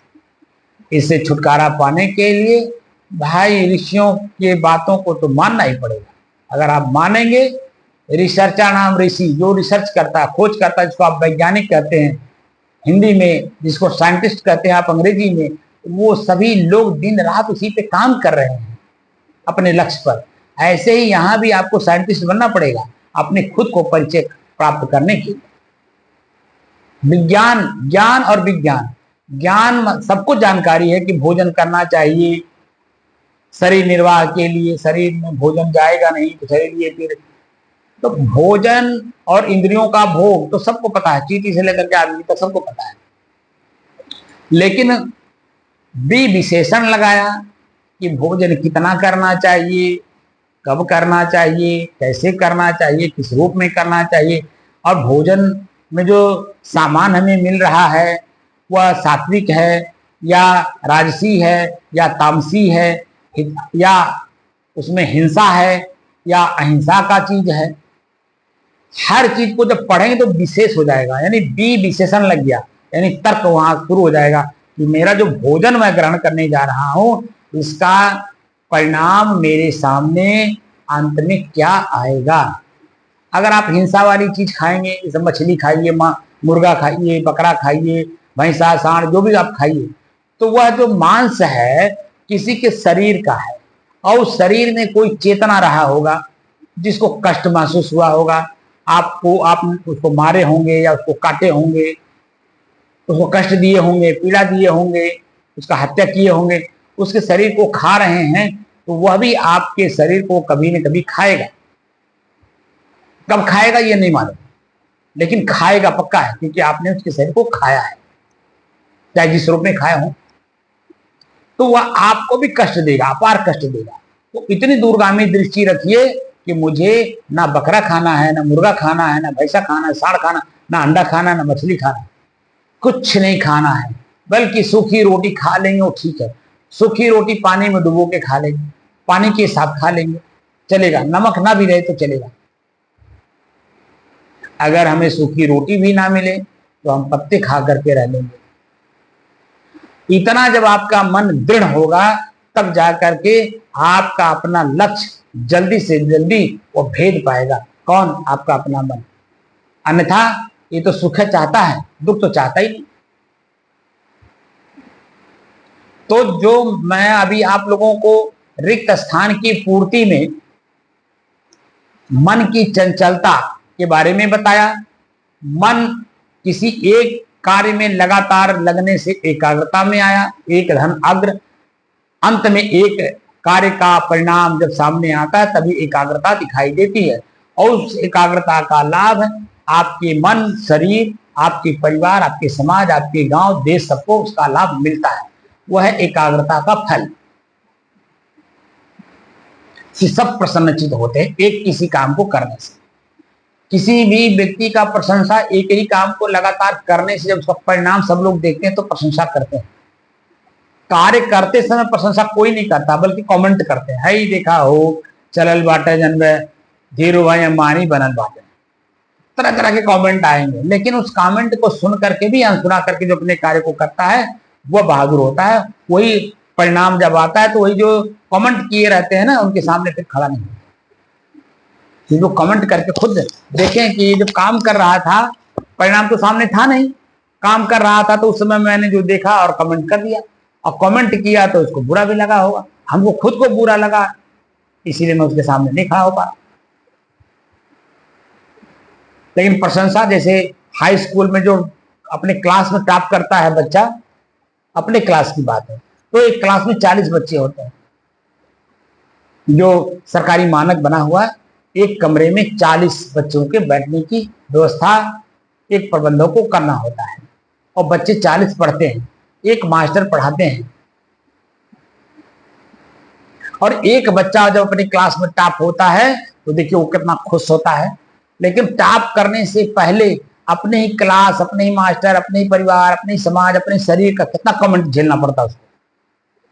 परीक्षा देते समय उसका मन कितना भयभीत रहता है, दिन रात पढ़ने में लगा रहता है, किसी की सुनता ही नहीं है, उसको भूख नहीं लगती, प्यास नहीं लगती, नींद नहीं लगती, दिन के दिन रात की रात वो पढ़ता है। और जब परीक्षा का रिजल्ट आता है तो रिजल्ट आने तक वो जन कहीं वो बाहर घूमता नहीं है, बिल्कुल एकदम साइलेंट मोड में अपने परिवार में रहता है, अपना काम करता है, और भीतर से अपने ईश्वर को स्मरण करता है, ख्याल करता है, भगवान हमको पास कर दीजिएगा ताकि मेरा सम्मान बना रह जाए, जो मैंने मेहनत किया है उस मेहनत में लोग जो हमें कमेंट किए हैं काम करते समय उनका मुंह बंद हो जाए। वो अपना भीतर भीतर अपने ईश्वर को स्मरण करता है, ख्याल करता है। और जब रिजल्ट आता है, और रिजल्ट जब नेट पे आया, स्कूल पे आया, जहां कहीं भी जैसे ही मालूम हुआ फलाने का बच्चा अपने क्लास में टॉप कर गया, उस समय में अपनी स्थिति देखिए, खुद को बच्चा कैसा फील करता है, उसके अपने परिवार के लोग, उसके अपने मित्र लोग, अपने क्लास के लोग, मास्टर, स्कूल, सब इतने खुश होते हैं कि अपने क्लास में टॉप आया है। क्लास के बाद अपने स्कूल में जो टॉप आता है उसकी मन स्थिति कैसी होगी। अपने तहसील में जब वो टॉप करता है तो उसकी खुशी कितनी बढ़ेगी, कितने लोग उससे खुश होंगे। और जब जिला टॉप करता है तब, और जिले के बाद जब मंडल टॉप करता है तब, और मंडल के अलावा जब राज्य स्तरीय टॉप करता है तब क्या, प्रदेश स्तर पर जब पूरे प्रदेश में टॉप करता है उसकी स्थिति कैसी होती है। पूरा उसका, पूरे प्रदेश में जितने भी पेपर छपते हैं सब पर उसका फ्रंट लाइन पे उसका नाम, उसका क्लास, उसका गांव, उसका जिला, पूरा का पूरा खाका उसका देते हैं, और फ्रंट पेज पे उसको ला करके सबके सामने रखते हैं, ये पेपर वाले, मीडिया वाले। और जो प्रिंट मीडिया वाले हैं तो अपने पेपर में छापते हैं, लेकिन जो इलेक्ट्रॉनिक मीडिया वाले हैं, वीडियो बनाते हैं, वो उनके घर जाते हैं, उनके बहन से, उनकी मम्मी से, उनके पापा से, उनके भाई से, उससे खुद उस बच्चे से पूरा स्टेटमेंट आपका पूरा दिखाते हैं, सुनाते हैं। कितना खुशी होती है। वो खुद जो प्रिंट मीडिया वाला व्यक्ति है वो खुद कितना एक्साइटेड रहता है, कौन कौन से प्रश्न ला करके सामने रखता है, और इतना खुशी इजहार करता है कि उस खुशी का लाभ हम लोगों को मिलता है। ऐसे ही ये सब चीजें हैं। साधना, जब आप साधना की दृष्टि से करोगे तो आपको लगेगा कि मैं वास्तव में कुछ कर रहा हूं, और मैं जब कुछ कर रहा हूं तो उसका लाभ मुझे और मेरे शरीर को, यहाँ तक कि मेरे मांसपेशियों, मेरे शरीर के मांसपेशियों को, मेरे नस नाड़ियों को, खून के सर्कुलेशन को, यानी कि हार्ट को, किडनी को, मैंने सबको कितना लाभ होता है कि सब अपने जगह पे अपने फंक्शन पूरे काम करते हैं, किसी प्रकार का कोई रोग नहीं होता है, एकदम पूरा निरोगी काया आपका रहता है। लेकिन काम करते समय जब मन भयभीत रहता है तो ये हमारा शरीर, शरीर की मांसपेशियां, नसें, खून का सर्कुलेशन एकदम कंसंट्रेट रहते हैं, यहाँ तक कि मांस जो है वो सिकुड़ा हुआ रहता है, चेहरे पे हमारे 12 बजे रहते हैं। लेकिन जब कार्य पूर्ण हो जाता है और अनुकूल होता है ये जो चेहरा हमारा है इतना खिला खिला सा लगेगा कि कुछ इतना एक्साइटेड रहेगा वो व्यक्ति कि पूछो मत। सब करके देखिए, मैं करा रहा हूं, अभ्यास करा रहा हूं, और अगर मेरे सानिध्य में भी ये काम नहीं कर सकते तो फिर मैं और क्या कर सकता हूं। तो 84 लाख योनियों का पूरा व्यवस्था तो आपने पहले से बनाया ही है, और खाली आप सुन रहे हो, अभ्यास कुछ कर नहीं रहे हो, तो 84 लाख योनियां आपका इंतजार कर रही, खाली शरीर छूटने का देरी है। क्योंकि वासना तो मुक्त हुए नहीं, और वो भी जानकारी में रख करके वासना से आप मुक्त अपने आप को किए नहीं। तो वासना तो यूं का त्यों ही जैसे था वैसे ही भरा पड़ा हुआ है। ये बाहर के फोकस से आपका वासना थोड़ी मिटता है। तो 3 शब्दों का प्रयोग, मन की चंचलता को स्थिरता में बदला, एक दूसरे स्थिरता को स्थिरता में और स्थित करने की, 2-3 चीजों को हमने आप लोगों को रिक्त स्थान की पूर्ति में बता दिया कि चंचल मन कैसा होता है, एकाग्र कैसे होता है, और स्थिरता का आभास कैसे होता है। स्थिरता का मतलब होता है सिर्फ एक ही काम के बारे में सोचना, बोलना, करना, जब तक वो पूरा ना हो जाए। उदाहरण में मैंने खेती का, बिजनेस का, नौकरी का, हर चीज का उदाहरण दे दिया। जो नौकरी कर रहे हैं, जो अभी नौकरी ज्वाइन किए हैं, वहां से लेकर के और रिटायर होने तक प्रतिदिन का हिसाब वह नौकर करता है। हमारा आज सर्विस का इतना दिन हो गया, इतना साल हो गया, बस कुछ ही दिन रह गए हैं, कुछ ही साल हमारे रिटायरमेंट हो गए हैं, रह गए हैं। तो उस स्थिति में अपने आप को अपनी बुराई से अपने आप को रोकता है। घूस नहीं लेगा, कोई गलती नहीं करेगा, यानी बिल्कुल सतर्क रहेगा, बस वर्क फॉर वर्क, और अपने सीनियर की बस सिर्फ बात सुने, क्योंकि सीनियर के ऊपर ही निर्भर करता है उसका सर्विस बुक। क्योंकि अगर सीनियर नाराज हो गए और सर्विस बुक पर अगर लाल स्याही चला दिए, तो जो जीवन का उसने कमाई किया है वो कमाई वहीं का वहीं रह जाएगा। इसलिए हमको अपने सीनियर का पूरा ख्याल रखना पड़ता है कि अब रिटायर होने वाला हो तो सीनियर की बात मान करके सकुशलता पूर्वक मैं रिटायर हो जाऊं, कोई दाग न लगने पाए मेरे सर्विस बुक पे, लालचाई न चलने पाए। तो वह व्यक्ति जब रिटायर होता है तो रिटायर करने वाले भी रिटायर करते समय उसको माला पहनाते हैं, उसका सम्मान करते हैं, 4 लोग उसको मिठाई खिलाते हैं और गीता देते हैं, रामायण देते हैं, कुरान देते हैं, बाइबिल देते हैं, ताकि अब जाकर के भजन करें। अपने लोगों के बीच में पूरा समय दीजिए और उनका पूरा समय लीजिए। जो रिटायर होने के बाद और मरने के पहले जो समय बचा हुआ है उसका पूरा का पूरा सदुपयोग करिए, और आपको महीने में इतना वेतन मिलता रहेगा, आपके वेतन का 50% आपको वेतन के रूप में मिलता रहेगा, और अपना जीवन आप यापन करते रहिए, खुशहाल रहिए। लेकिन उसका हम देखते हैं कि कोई लाभ नहीं उठा पाते। सरकार उनको रामायण, गीता या कुरान, बाइबिल देती है ताकि अपने जीवन में जो गलतियां किए होंगे उस गलती को अब कम से कम पूरा समय लगा करके सुधार कर लीजिए, क्योंकि सर्विस में दूसरे के अधीन रहा जाता है। अब दूसरा आपसे कितना गलती करवाया है, कितना सही कराया है, ये तो नौकर को, उस मालिक को पता है। दूसरे किसी को पता है कि नहीं पता वो तो नहीं मालूम, लेकिन उनको दोनों को पता है। तो आप अपनी गलती रिटायर होने के बाद और मरने के पहले तक उसको सुधार सकते हो, क्योंकि गीता, रामायण या कुरान, बाइबिल में यही चीजें लिखी हैं कि आप अपने क्रोध को निकालिए, अपने लोभ को निकालिए, अपने ईर्ष्या को निकालिए, अपने गलत कामों को निकालिए। यही सब पूरा भरा पड़ा है। धीरे धीरे अपने आप को खाली करिए, स्वच्छ होकर के शरीर छोड़िए और फिर पुनः जन्म मनुष्य शरीर में आइए, न कि 84 लाख योनियों में जाइए। तो यहां जो मैं रिक्त स्थान की पूर्ति करवा रहा हूं, कितनी बात कहा, कल तो नहीं, कल पूरा दिन मैंने दोनों समय हमने नहीं कहा। परसों हमने सुबह के समय में तर्क के बारे में बताया था कि तर्क ज्ञान है और ज्ञान ही तर्क है। तो तर्क हमें किस लेवल की करनी है, अपने लक्ष्य के प्रति करना है। मोह का नाश ही मोक्ष है। तो क्या मेरे जीवन में मैं अपने शरीर का जो मोह यानी आसक्ति कर बैठा हूं, क्या इससे हमें अपनी मुक्ति मिली? ये पूरे बॉडी, शरीर मतलब पूरा बॉडी हो गया। अब शरीर के अंग को पढ़िए, आंख की आसक्ति मिटी नहीं, तो कैसे मिटेगी?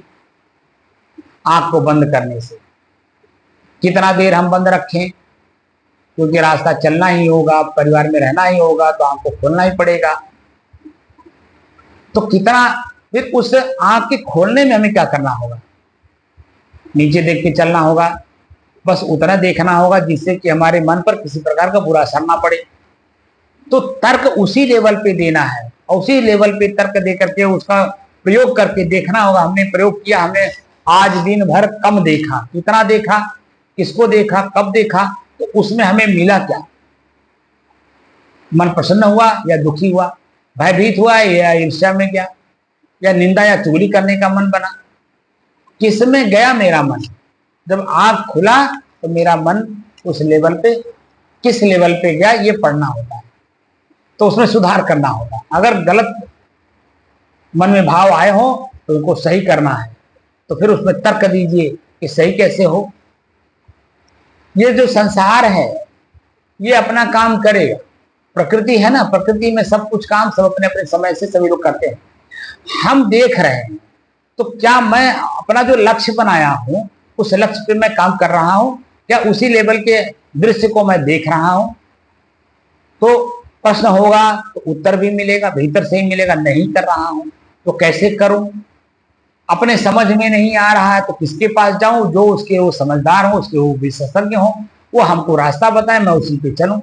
तो आप समाज में किसी एक समझदार व्यक्ति के पास जाते हो, जिसको आप गुरु कहते हो, उनको अपनी बात कहते हो। अब गुरु को भी चाहिए कि शिष्य अगर अपनी सुधार करने आया है तो इसको पहले हम जाने, देखें, समझें। इसकी लक्ष्य, इसकी मतलब चाहना क्या है, ये चाहता क्या है? क्या वास्तव में हमको गुरु बनाने के बाद संसार में ही आसक्त रहना चाहता है, या संसार से ऊपर उठ करके जो मोक्ष की स्थिति है उसको प्राप्त करना चाहता है? तो जब हम जान जाते हैं फिर उसी लेवल पे उस शिष्य को शिक्षा भी देते हैं। अन्यथा होता क्या है, गुरु लोभी शिष्य लालची, दोनों खेलें दांव, उठा पटक चलेगा, कुश्ती लड़ेंगे दोनों। कौन पटकेगा, कब पटकेगा, कहां पटकेगा, कैसे पटकेगा, कोई पता नहीं। और उस पटकाई में किसका हाथ टूटा, किसका पैर टूटा, किसका जीवन गया, कुछ पता नहीं। तो यहाँ उठा पटक नहीं होती है, यहाँ खुद में खुद को खोजा जाता है कि मैं अपने आप को क्या जाना, क्या समझा, क्या पाया। उसी लेवल का चिंतन, उसी लेवल का सदग्रंथ, उसी लेवल के लोगों से अपना संगत, और उन्हीं स्थानों पे जाना होता है जहां मेरा अपना संगत हो। सदगुरु कबीर साफ साफ इस पॉइंट पे दो साथी कहते हैं। पहला साथी कहते हैं जो आम जनमानस को देते हैं, हमको आपको सबको देते हैं। संगत कीजिए साधु की, साधु की संगत करने की बात करते हैं। संगत कीजिए साधु की, हरें और की व्याध, दूसरे की व्याध यानी पीड़ा को जो हरण करता हो, सुख देता हो, प्रसन्न करता हो, ऐसे लोगों का, ऐसे संत का, साधु, संत का नहीं साधु का संगत कीजिए साधु की, हरें और की व्याध। और आगे कहते हैं ओछी संगत कूर की, आठों पहत उपाधि। साधु के अलावा अगर आप किसी के संगत करते हैं तो वो तो खुद ही जन्म क्रूर है, आदमी है, तो आपको शांत कैसे कर पाएगा? दूसरा साखी हम आप जैसे विशेष साधकों के लिए उन्होंने कहा। एक साखी जनरल रूप से कह दिया, सबको कह दिया। दूसरी साखी में विशेष व्यक्ति को कहा जो साधक है, कि वो अपने खुद को अनुभव करे। क्या अनुभव करे? संगत से सुख उपजे, वो संगत से दुख होए। कहें कबीर कहां जाइए जहां अपनी संगत हो। ऐसे तो वहां पे संत साधु नहीं रह गए, फिर उस संत की संगत करिए। संत हृदय से शांत रहते हैं, उनके अंदर में न काम वासना है, न क्रोध वासना है, न लोभ है, न ईर्ष्या है, न जलन है, न प्रसन्नताप, न निंदा, न चुगली, बस सिर्फ अपने काम से काम। 2 रोटी खा लिए, वस्त्र पहन लिए और अपने साधना में लीन है। तो वहां पर दूसरे साखी में स्पष्ट करते हैं कि संत का संग करिए। पहली साखी में साधु की संगत करने की बात करते हैं, दूसरी साखी में स्पष्ट करते हैं अपनी संगत हो। जहां अपनी संगत हमको मिले, माने मन प्रसन्न हो, हमारे अंदर में किसी प्रकार का कोई राग द्वेष ईर्ष्या जलन प्रसन्नताप काम क्रोध कुछ भी न रह जाए, ऐसे लोगों की संग करिए जहां मैं अपने ही बुराइयों से मुक्त हो सकूं। तो 2 साखी महत्वपूर्ण है। संगत कीजिए साधु की, हरे और की व्याध, ओछी संगत कूर की, 8 पहर उपाध। संगत से सुख उपजे, वो संगत से दुख होए, कहाँ कबीर तहां जाइए जहां अपनी संगत हो, जहां मुझे अपने आप का बोध हो, अपने आप का पूर्ण जानकारी हो, मैं स्वयं अपने आप में जहां रह करके तृप्त होकर के अपने आप की स्थिति में अपने आप को स्थित कर सकूं, ऐसे संगत में जाइए, जिसको साधना स्थल कहते हैं। मैं जो साधना सिखा रहा हूं अपनी संगत करा रहा हूं, अपने आप को कैसे जाना जाए। और मेरे अपने ही साथ में मेरे अपने ही मित्र बन करके मुझे धोखा देने वाले कौन कौन से लोग हैं, कहां कहां पर कब कब किस रूप में मेरे साथ धोखा कर जाते हैं, मुझे असहाय छोड़ जाते हैं, मुझे जन अथाह पानी में जैसे किसी को डाल दीजिए उसको तैरना ना आता हो, ऐसी स्थिति हमारी इसी परिवार समाज में हो रहा है। और हम हाथ पैर मार रहे हैं, पता चल रहा है, और उसी में दबते चले जा रहे हैं। तो 2 चीजों का 3 चीजों का तो पूर्ण हमने करा दिया। अब चौथा जो है वो शांति का है। तो शांति के बारे में मैंने बताया कि किसी भी काम को प्रारंभ करने से पहले उस काम को पढ़िए, जानिए, समझिए, देखिए और हित भी उसमें देखिए, लाभ भी देखिए, हानि भी देखिए। अगर उसमें हित हो रहा हो, व्यक्तिगत पारिवारिक सामाजिक शारीरिक मानसिक, तब तो उस काम में हाथ लगाइए। अगर उसमें नुकसान दिखाई देता हो तो उस काम को कतई मत करिए। तो जो काम प्रारंभ करने के पहले आपने उसको देखा, जाना, समझा, पढ़ा और काम प्रारंभ कर दिया, और काम प्रारंभ करके काम जब तक अंत ना हो जाए, उसका परिणाम मेरे सामने ना आ जाए, मन प्रफुल्लित ना हो, प्रसन्नचित ना हो काम को पूरा होने के बाद, तब तक लगातार कार्य को करना, वो स्थिरता, एकाग्रता और स्थिरता में आता है। दोनों आते हैं। वहां एकाग्र भी है क्योंकि एक ही काम को लगातार करना, एक धन अग्र, अंत में एक ही काम रह जाना। दूसरा स्थिरता, उसी में स्थिर होकर के काम करना जब तक उसकी सफलता ना मिल जाए, और सफलता मिलने के बाद दोबारा उसमें कर्म ना करना पड़े, उसके बारे में सोचना ना हो, बोलना ना हो, करना ना हो, चिंतन न करना हो, विश्लेषण न करना हो, उस स्थिति को शांत स्थिति कहते हैं।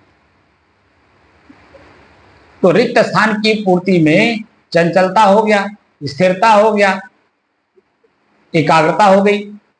अब जो आएगा वो है शांति। अब शांति के बारे में आप लोग बताइए कि रिक्त स्थान की पूर्ति में जो शांति शब्द लगा, कि स्व के शांति का महत्व क्या है, स्व के शांति का महत्व क्या है, ये प्रश्न अपने आप में लगा करके पूर्ण रूप से अनुभव करके हमें बताइए कि क्या वास्तव में हम शांति को समझ पाए, शांति को देख पाए, शांति को समझ पाए, क्या शांति में मैं अपने आप को स्थित कर पाया। पूरा का पूरा खाका अपने अंदर में तैयार करिए और मेरे व्हाट्सएप पर, फेसबुक पर या यूट्यूब पर या फोन से कमेंट करके हमें बताइए कि मैं शांति को समझा अथवा अभी नहीं।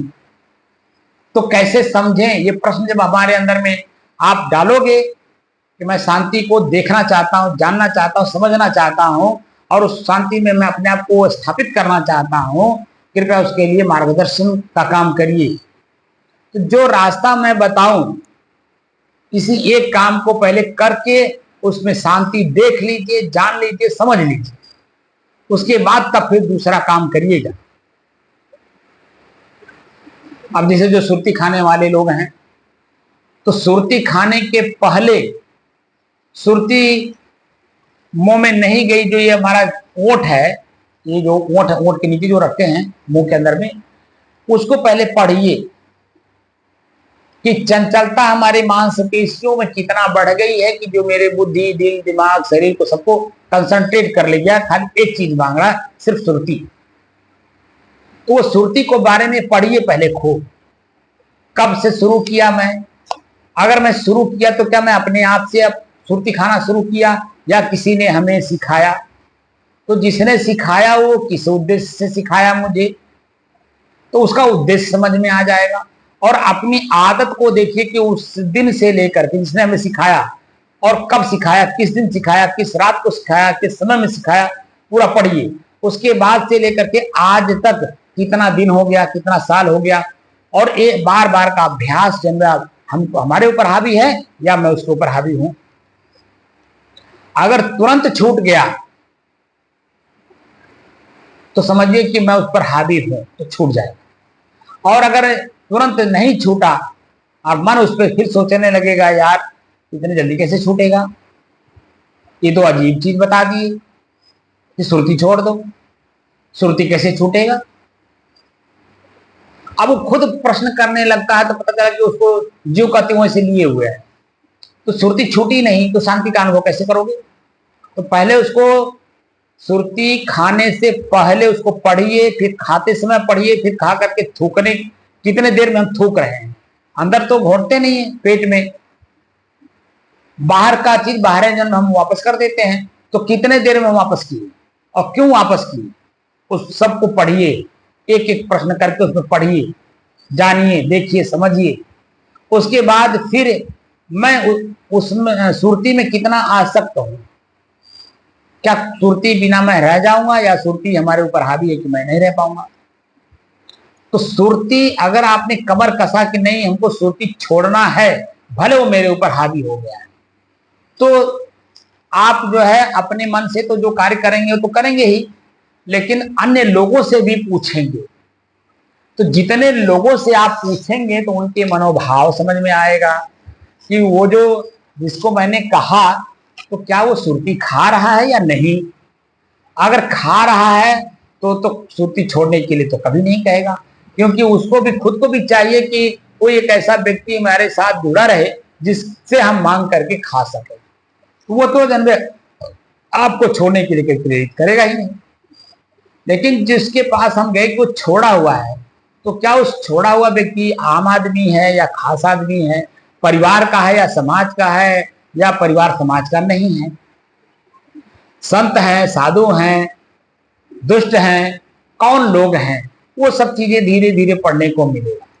तो उसी में कोई ना कोई एक ऐसा व्यक्ति आपको मिलेगा जो आपके अपने ही सुरती को छोड़ने की प्रेरणा देने के साथ साथ उसका उपचार भी बताए, ये चीज कर लीजिए तो सुरती आपकी छूट जाएगी। मैं भी पहले सुरती खाता था, एक बेवकूफों ने हमें सिखा दिया था और वो मेरे ऊपर हावी हो गया था, लेकिन कोई संत हमको बताए कि ये सुरती जो है आपके लिए उचित नहीं है, छोड़ दीजिए। मैं उनकी बात को माना, उन्होंने मुझे उपाय बताया और उसी उपाय को मैंने अपने जीवन में धारण किया, और धारण किया तो आज मेरी सुरती छूट गई। आज महीनों दिन हो गया, अब मेरा मन सुरती पर नहीं जाता। ये जो हमारे ओठ की जो मांसपेशियां हैं, जो चंचलता प्रकट करती थी, मन को चंचल करती थी, शरीर को चंचल करती थी, बुद्धि, दिल, दिमाग को चंचल करती थी, सुरती न मिलने के बाद, तो वह स्थिति अब नहीं है। बिल्कुल धीरे धीरे धीरे धीरे एकदम रिलैक्स हो जाना। और जब बिल्कुल छूट जाएगा, मैंने आपको लोगों को अपनी चाय के बारे में मैंने बताया था कि अपनी चाय जो है छोड़ने में मुझे 1 साल लग गया था। आज स्थिति है कि चाय के बारे में कोई कितना कुछ बोलता रहे, मेरा मन उधर नहीं जाता। लेकिन जब मैं चाय पीता था, चाय शब्द सुनते ही तो मन पहले करता था कि अब की चाय जो मिलेगा बड़ा अच्छा मिलेगा, उसमें अदरक होगा, इलायची होगी, लौंग होगा, काली मिर्च होगा, तुलसी का पत्ता होगा, जरांकुश होगा, ये होगा होगा बाहर दुनिया भर का कल्पना करके मैं चाय को पीता था। और जब चाय पीता था तो जब मैं वो जो पोट है या मांसपेशियां हैं वो अनुकूल नहीं पाती थी तो मन में उत्पन्न होता था यार चाय तो मिला लेकिन अनुकूल नहीं मिला, क्या करूं, कहाँ जाऊं, किसके पास जाऊं कि जब हमारे अनुकूल चाय मिले, दूध वाली हो, कम चीनी की हो, लौंग इलायची पड़ा हो, अदरक पड़ा हो, काली मिर्च पड़ा हो, जरांकुश पड़ा हो, तुलसी का पत्ता पड़ा हो। यानी मैं कल्पना करता हूं और कल्पना हमारी कल्पना में ही रह जाती है। कभी जब तक चाय हमारी छूट नहीं गई कभी हम उस चाय से तृप्त हुए ही नहीं। आज जब छोड़ दिए आज स्थिति यह है, उसके बारे में न सोचना है, न बोलना है, न करना है, न पीना है, न पिलाना है। हम पिलाते भी नहीं है। आप कोई व्यक्ति कहीं से भी आ जाए कैसा भी हो मैं चाय पिलाते हैं। हाँ कोई विशेष व्यक्ति रहता तो काढ़ा जरूर पिला देता हूँ। तो काढ़ा कौन सा काढ़ा पिलाता हूँ, काढ़ा नाम लेते ही आप लोग काली चाय को समझते होंगे। काढ़ा का मतलब मेरा एक विशेष काढ़ा होता है। दूध ले आता हूँ, खूब पहले दूध को गर्म करता हूँ, पकाता हूँ, फिर उसी में हल्दी, सौंठ, काली मिर्च, जरांकुश, अदरक और अदरक को लास्ट में डालता हूँ क्योंकि दूध को फटने का डर रहता है। फिर उसमें गुड़ भी डालता हूँ अंत में ताकि फटने ना पाए उतारने के बाद, ताकि खौलाएंगे जब तो वो फट जाता है। आज जब उतार करके उसको डालेंगे तो फटता नहीं है, बस खाली उसको चलाना भर होता है उसका खाली स्वाद लेने के लिए। तो वो चीजें बना करके उनको पिलाता हूँ तो उनको बड़ा अच्छा लगता है। इस समय में जो लोग मेरा काढ़ा पी चुके हैं वो जहां भी मिलते हैं हमको और कुछ नहीं लेकिन काढ़े के बारे में जरूर प्रशंसा करते हैं, महाराज आपके यहाँ जो काढ़ा पिया था वैसा काढ़ा मैं घर में बनवा करके पीता हूँ लेकिन मिलता नहीं है। क्या डालते हैं उसमें आपकी इतना स्वादिष्ट हो जाता है। तो काढ़ा पिलाता हूं ताकि जब मैं उनके मन के अंदर में एक प्रसन्नता, एक आनंद, एक सुख का अनुभूति हो। दूसरे चाय पीने से हमारे शरीर के अंदर में भूख मारता है, गैस बनाता है, तमाम तरह के रोग उत्पन्न करता है। लेकिन जब आप काढ़ा पिएंगे तो भूख लगेगा, भोजन करेंगे, रस बनेगा, खून बनेगा, शरीर को ताकत देगा और उसी ताकत का प्रयोग आप अपने किसी भी क्षेत्र में आप करते हो। शरीर स्वस्थ है, ताकतवर है तभी स्वस्थ है, और जब स्वस्थ है तो इसका मतलब ताकतवर है। फिर उसी स्वस्थ शरीर से आप चाहे अच्छा काम करो चाहे बुरा काम करो। चोर को भी बताया जाता है कि चोर भी जो चोरी करने जाता है अपने शरीर को पहले स्वस्थ करके तब जाता है। अगर वो बीमार है, खांसी आ रही है तो पता चला कि जन्म साधु को दासी और चोर को खांसी, ये बताया जाता है। आम पब्लिक बताती है कि वो उनके लिए घातक होता है। तो जब छूट गया बिल्कुल, अब देखिए उसके बारे में न सोचना है, न बोलना है, न करना, न पीना, न पिलाना है। तो मैं तो बिल्कुल अपने उस आदत से मुक्त कर लिया अपने आप को। और जब मुक्त मैं हो गया तो मैं क्या फील करता हूं इसको मैं कैसे बताऊं आपको अपने शब्दों में।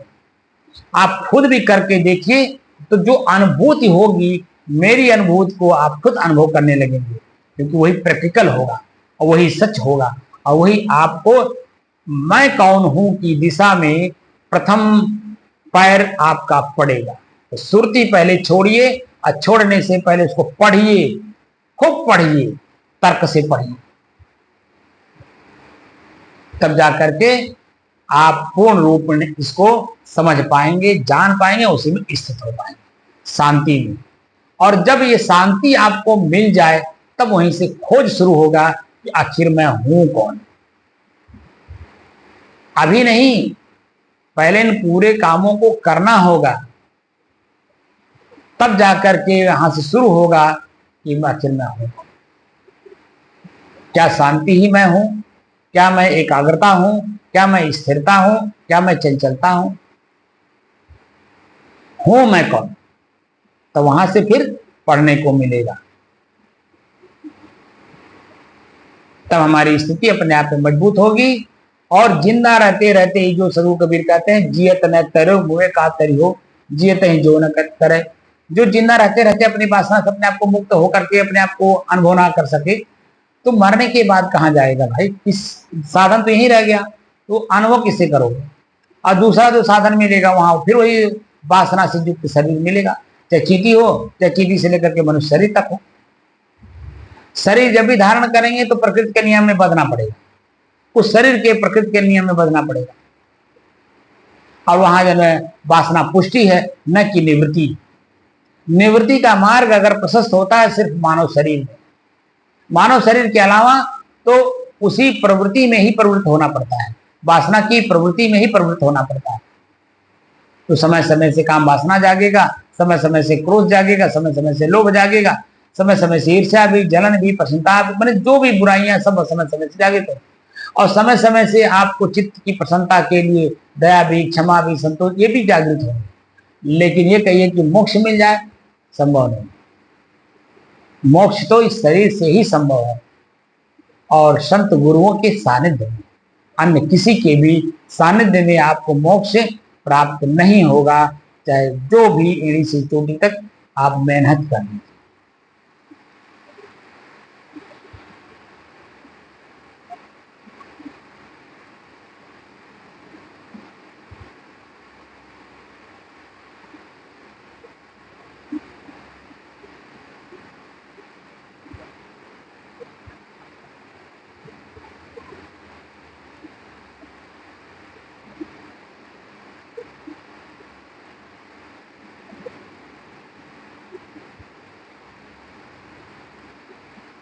इसी शांति अवस्था में आने के बाद ही एक संस्कृत का जो सूत्र है, धर्मो रक्षति रक्षितः,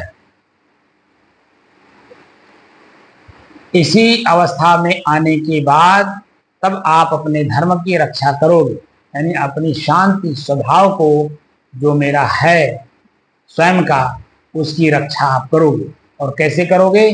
जैसे एक पहले के जमाने में दो सेनाएं लड़ती थी तो तलवार और ढाल हुआ करता था, तो ढाल और तलवार चलाने वाला किस तरह से अपने शरीर को बचाता था, बचा करके युद्ध खत्म होने के बाद जब वह वापस लौट करके अपने चैम्बर में आता था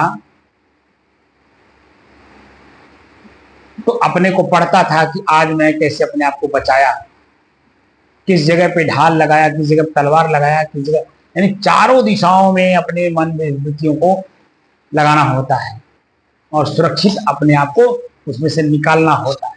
वो स्थिति तब प्राप्त होगी उस शांति अवस्था में आने के बाद। और उसी शांति अवस्था को बनाए रखने का कर्तव्य बनता है आपका स्वयं का, क्योंकि कब आप खुद कर्म करके वहां तक पहुंचे, खुद आपने देखा है, जाना है, समझा, प्रयोग किया है। तो अब जब शांति मिल गई तो उसकी रक्षा कौन करेगा? क्योंकि वो शांति आपकी अपनी खुद की कमाई है और उस कमाई को आप सुरक्षित नहीं करोगे तो कोई दूसरा क्यों करेगा? क्योंकि कोई दूसरा करेगा तो अपना करेगा कि आपका करेगा। जैसे आप स्वतंत्र हो वैसे हर जीव, चींटी से लेकर मनुष्य तक सब जीव स्वतंत्र है। वो तो पूर्व कर्मानुसार जब हम एक दूसरे के साथ मिले हुए हैं, बाकी तो हैं स्वतंत्र ही। जो संबंध है ये पूर्व कर्मों के अनुसार है, जिसके साथ जो हमने कर्म पूर्व में किया है उसी कर्म को लेन देन करने के लिए सामाजिक संबंध बने हुए हैं। सब कार्य पूरा हुआ, आप अपनी दिशा में, हम अपनी दिशा। आप अभी जिंदा हो, आपकी अर्धांगिनी आपको छोड़ के चली गई, आपका बेटा छोड़ के चला गया। अभी खैलाबाद में जो संत कबीर नगर का संत कबीर नगर जिला है, उसी जिले पर एक संभ्रांत व्यक्ति का फेसबुक पर किसी ने लगाया था, एक ही पुत्र था, मद्रास में बीटेक कर रहा था, बीटेक करते करते ही वहीं पे शरीर छोड़ दिया। एक ही बेटा था, उनकी क्या स्थिति बीत रही होगी उसको पढ़ने से ही पता चल गया।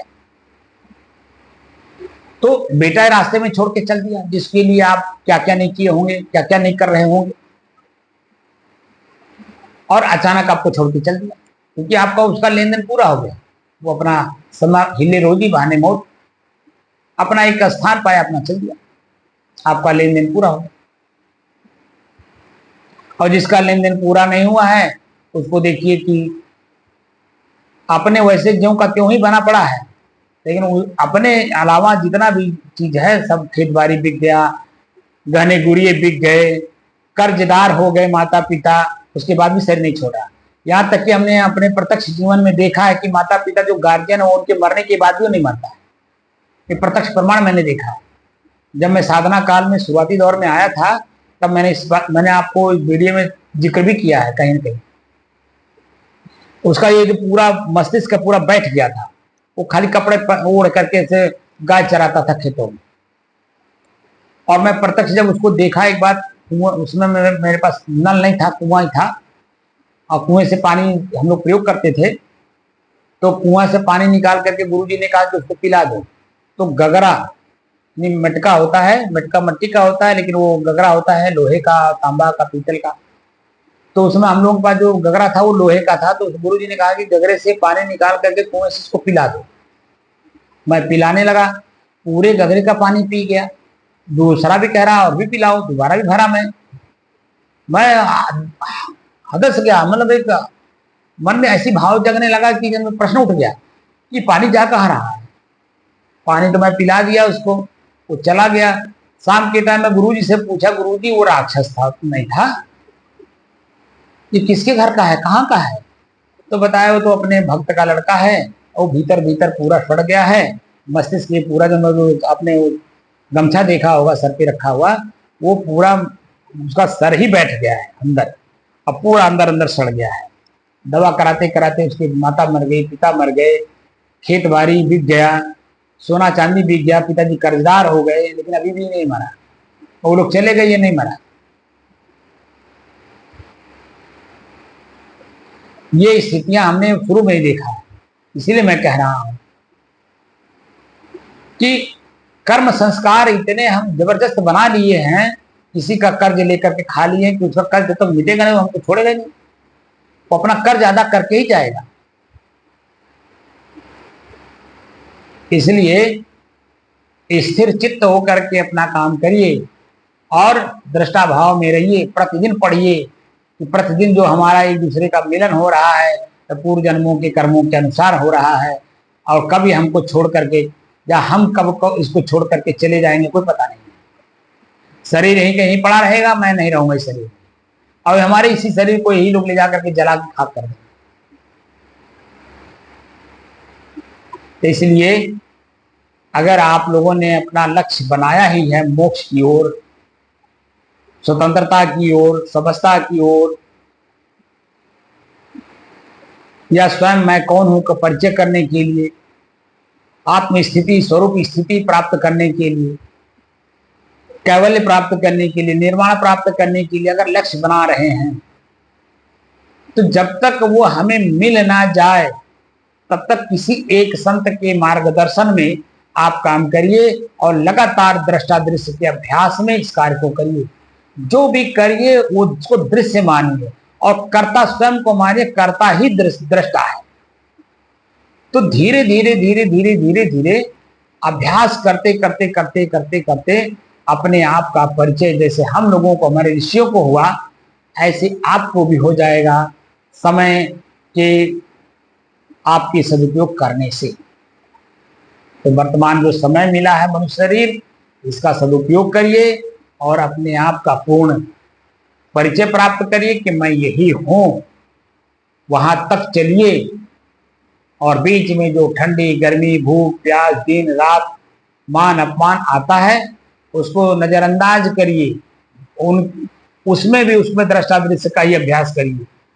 कोई आपका अपमान कर रहा है, उसमें दृष्टा दृश्य का अभ्यास करिए, तो अपमान ये क्यों कर रहा है, तो आपको उसका उत्तर मिलेगा, मैं इसका कभी अपमान किया था। वहां कर्म का सिद्धांत लागू करना होगा। कर्म का सिद्धांत ये कहता है कि जो आप दिए हो वही समय से आपको मिलता है। जैसे खेत को जो बिया आप दिए हो उसी का कई गुना होकर के वही खेत आपको समय से देता है। तो उसमें तो बड़ा प्रसन्नता होती है कि गेहूं मेरा खूब पैदावार हुआ, धान मेरा खूब पैदावार हुआ, अरहर खूब पैदा हुआ, चना खूब पैदा हुआ।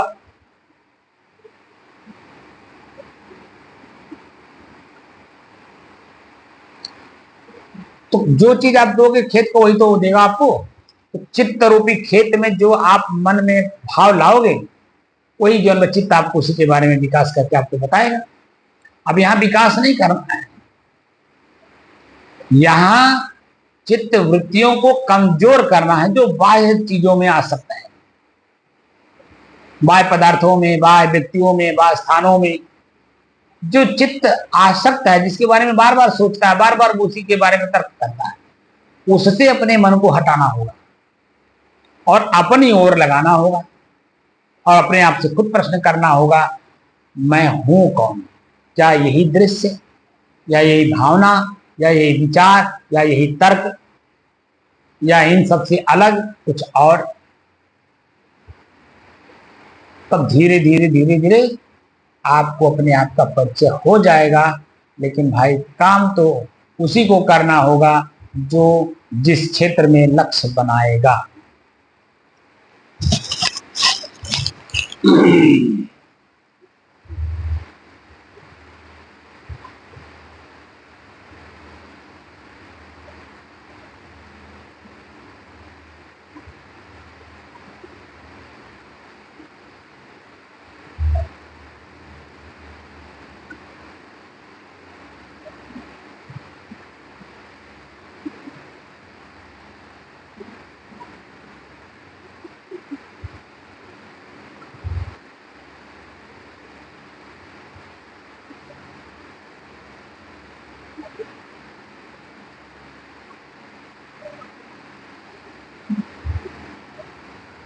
आज के रिक्त स्थान की पूर्ति में जो प्रश्न का उत्तर मिलेगा, स्व के शांति का क्या महत्व है, इस प्रश्न का उत्तर आप लोग ढूंढ करके हमें बताइएगा। इसी स्व के शांति का महत्व क्या है कि भाव को ही हमें इतना पूरा व्यक्त किया है। जो समय अभी मैंने आप लोगों को दिया है वो इसीलिए दिया है कि स्व के शांति का क्या महत्व है स्वयं अपने आप में। इसी प्रश्न का उत्तर ढूंढिए, जानिए, समझिए, देखिए और कोशिश करिए कि मैं अपने उस शांति में अपने आप को स्थित कर सकूं।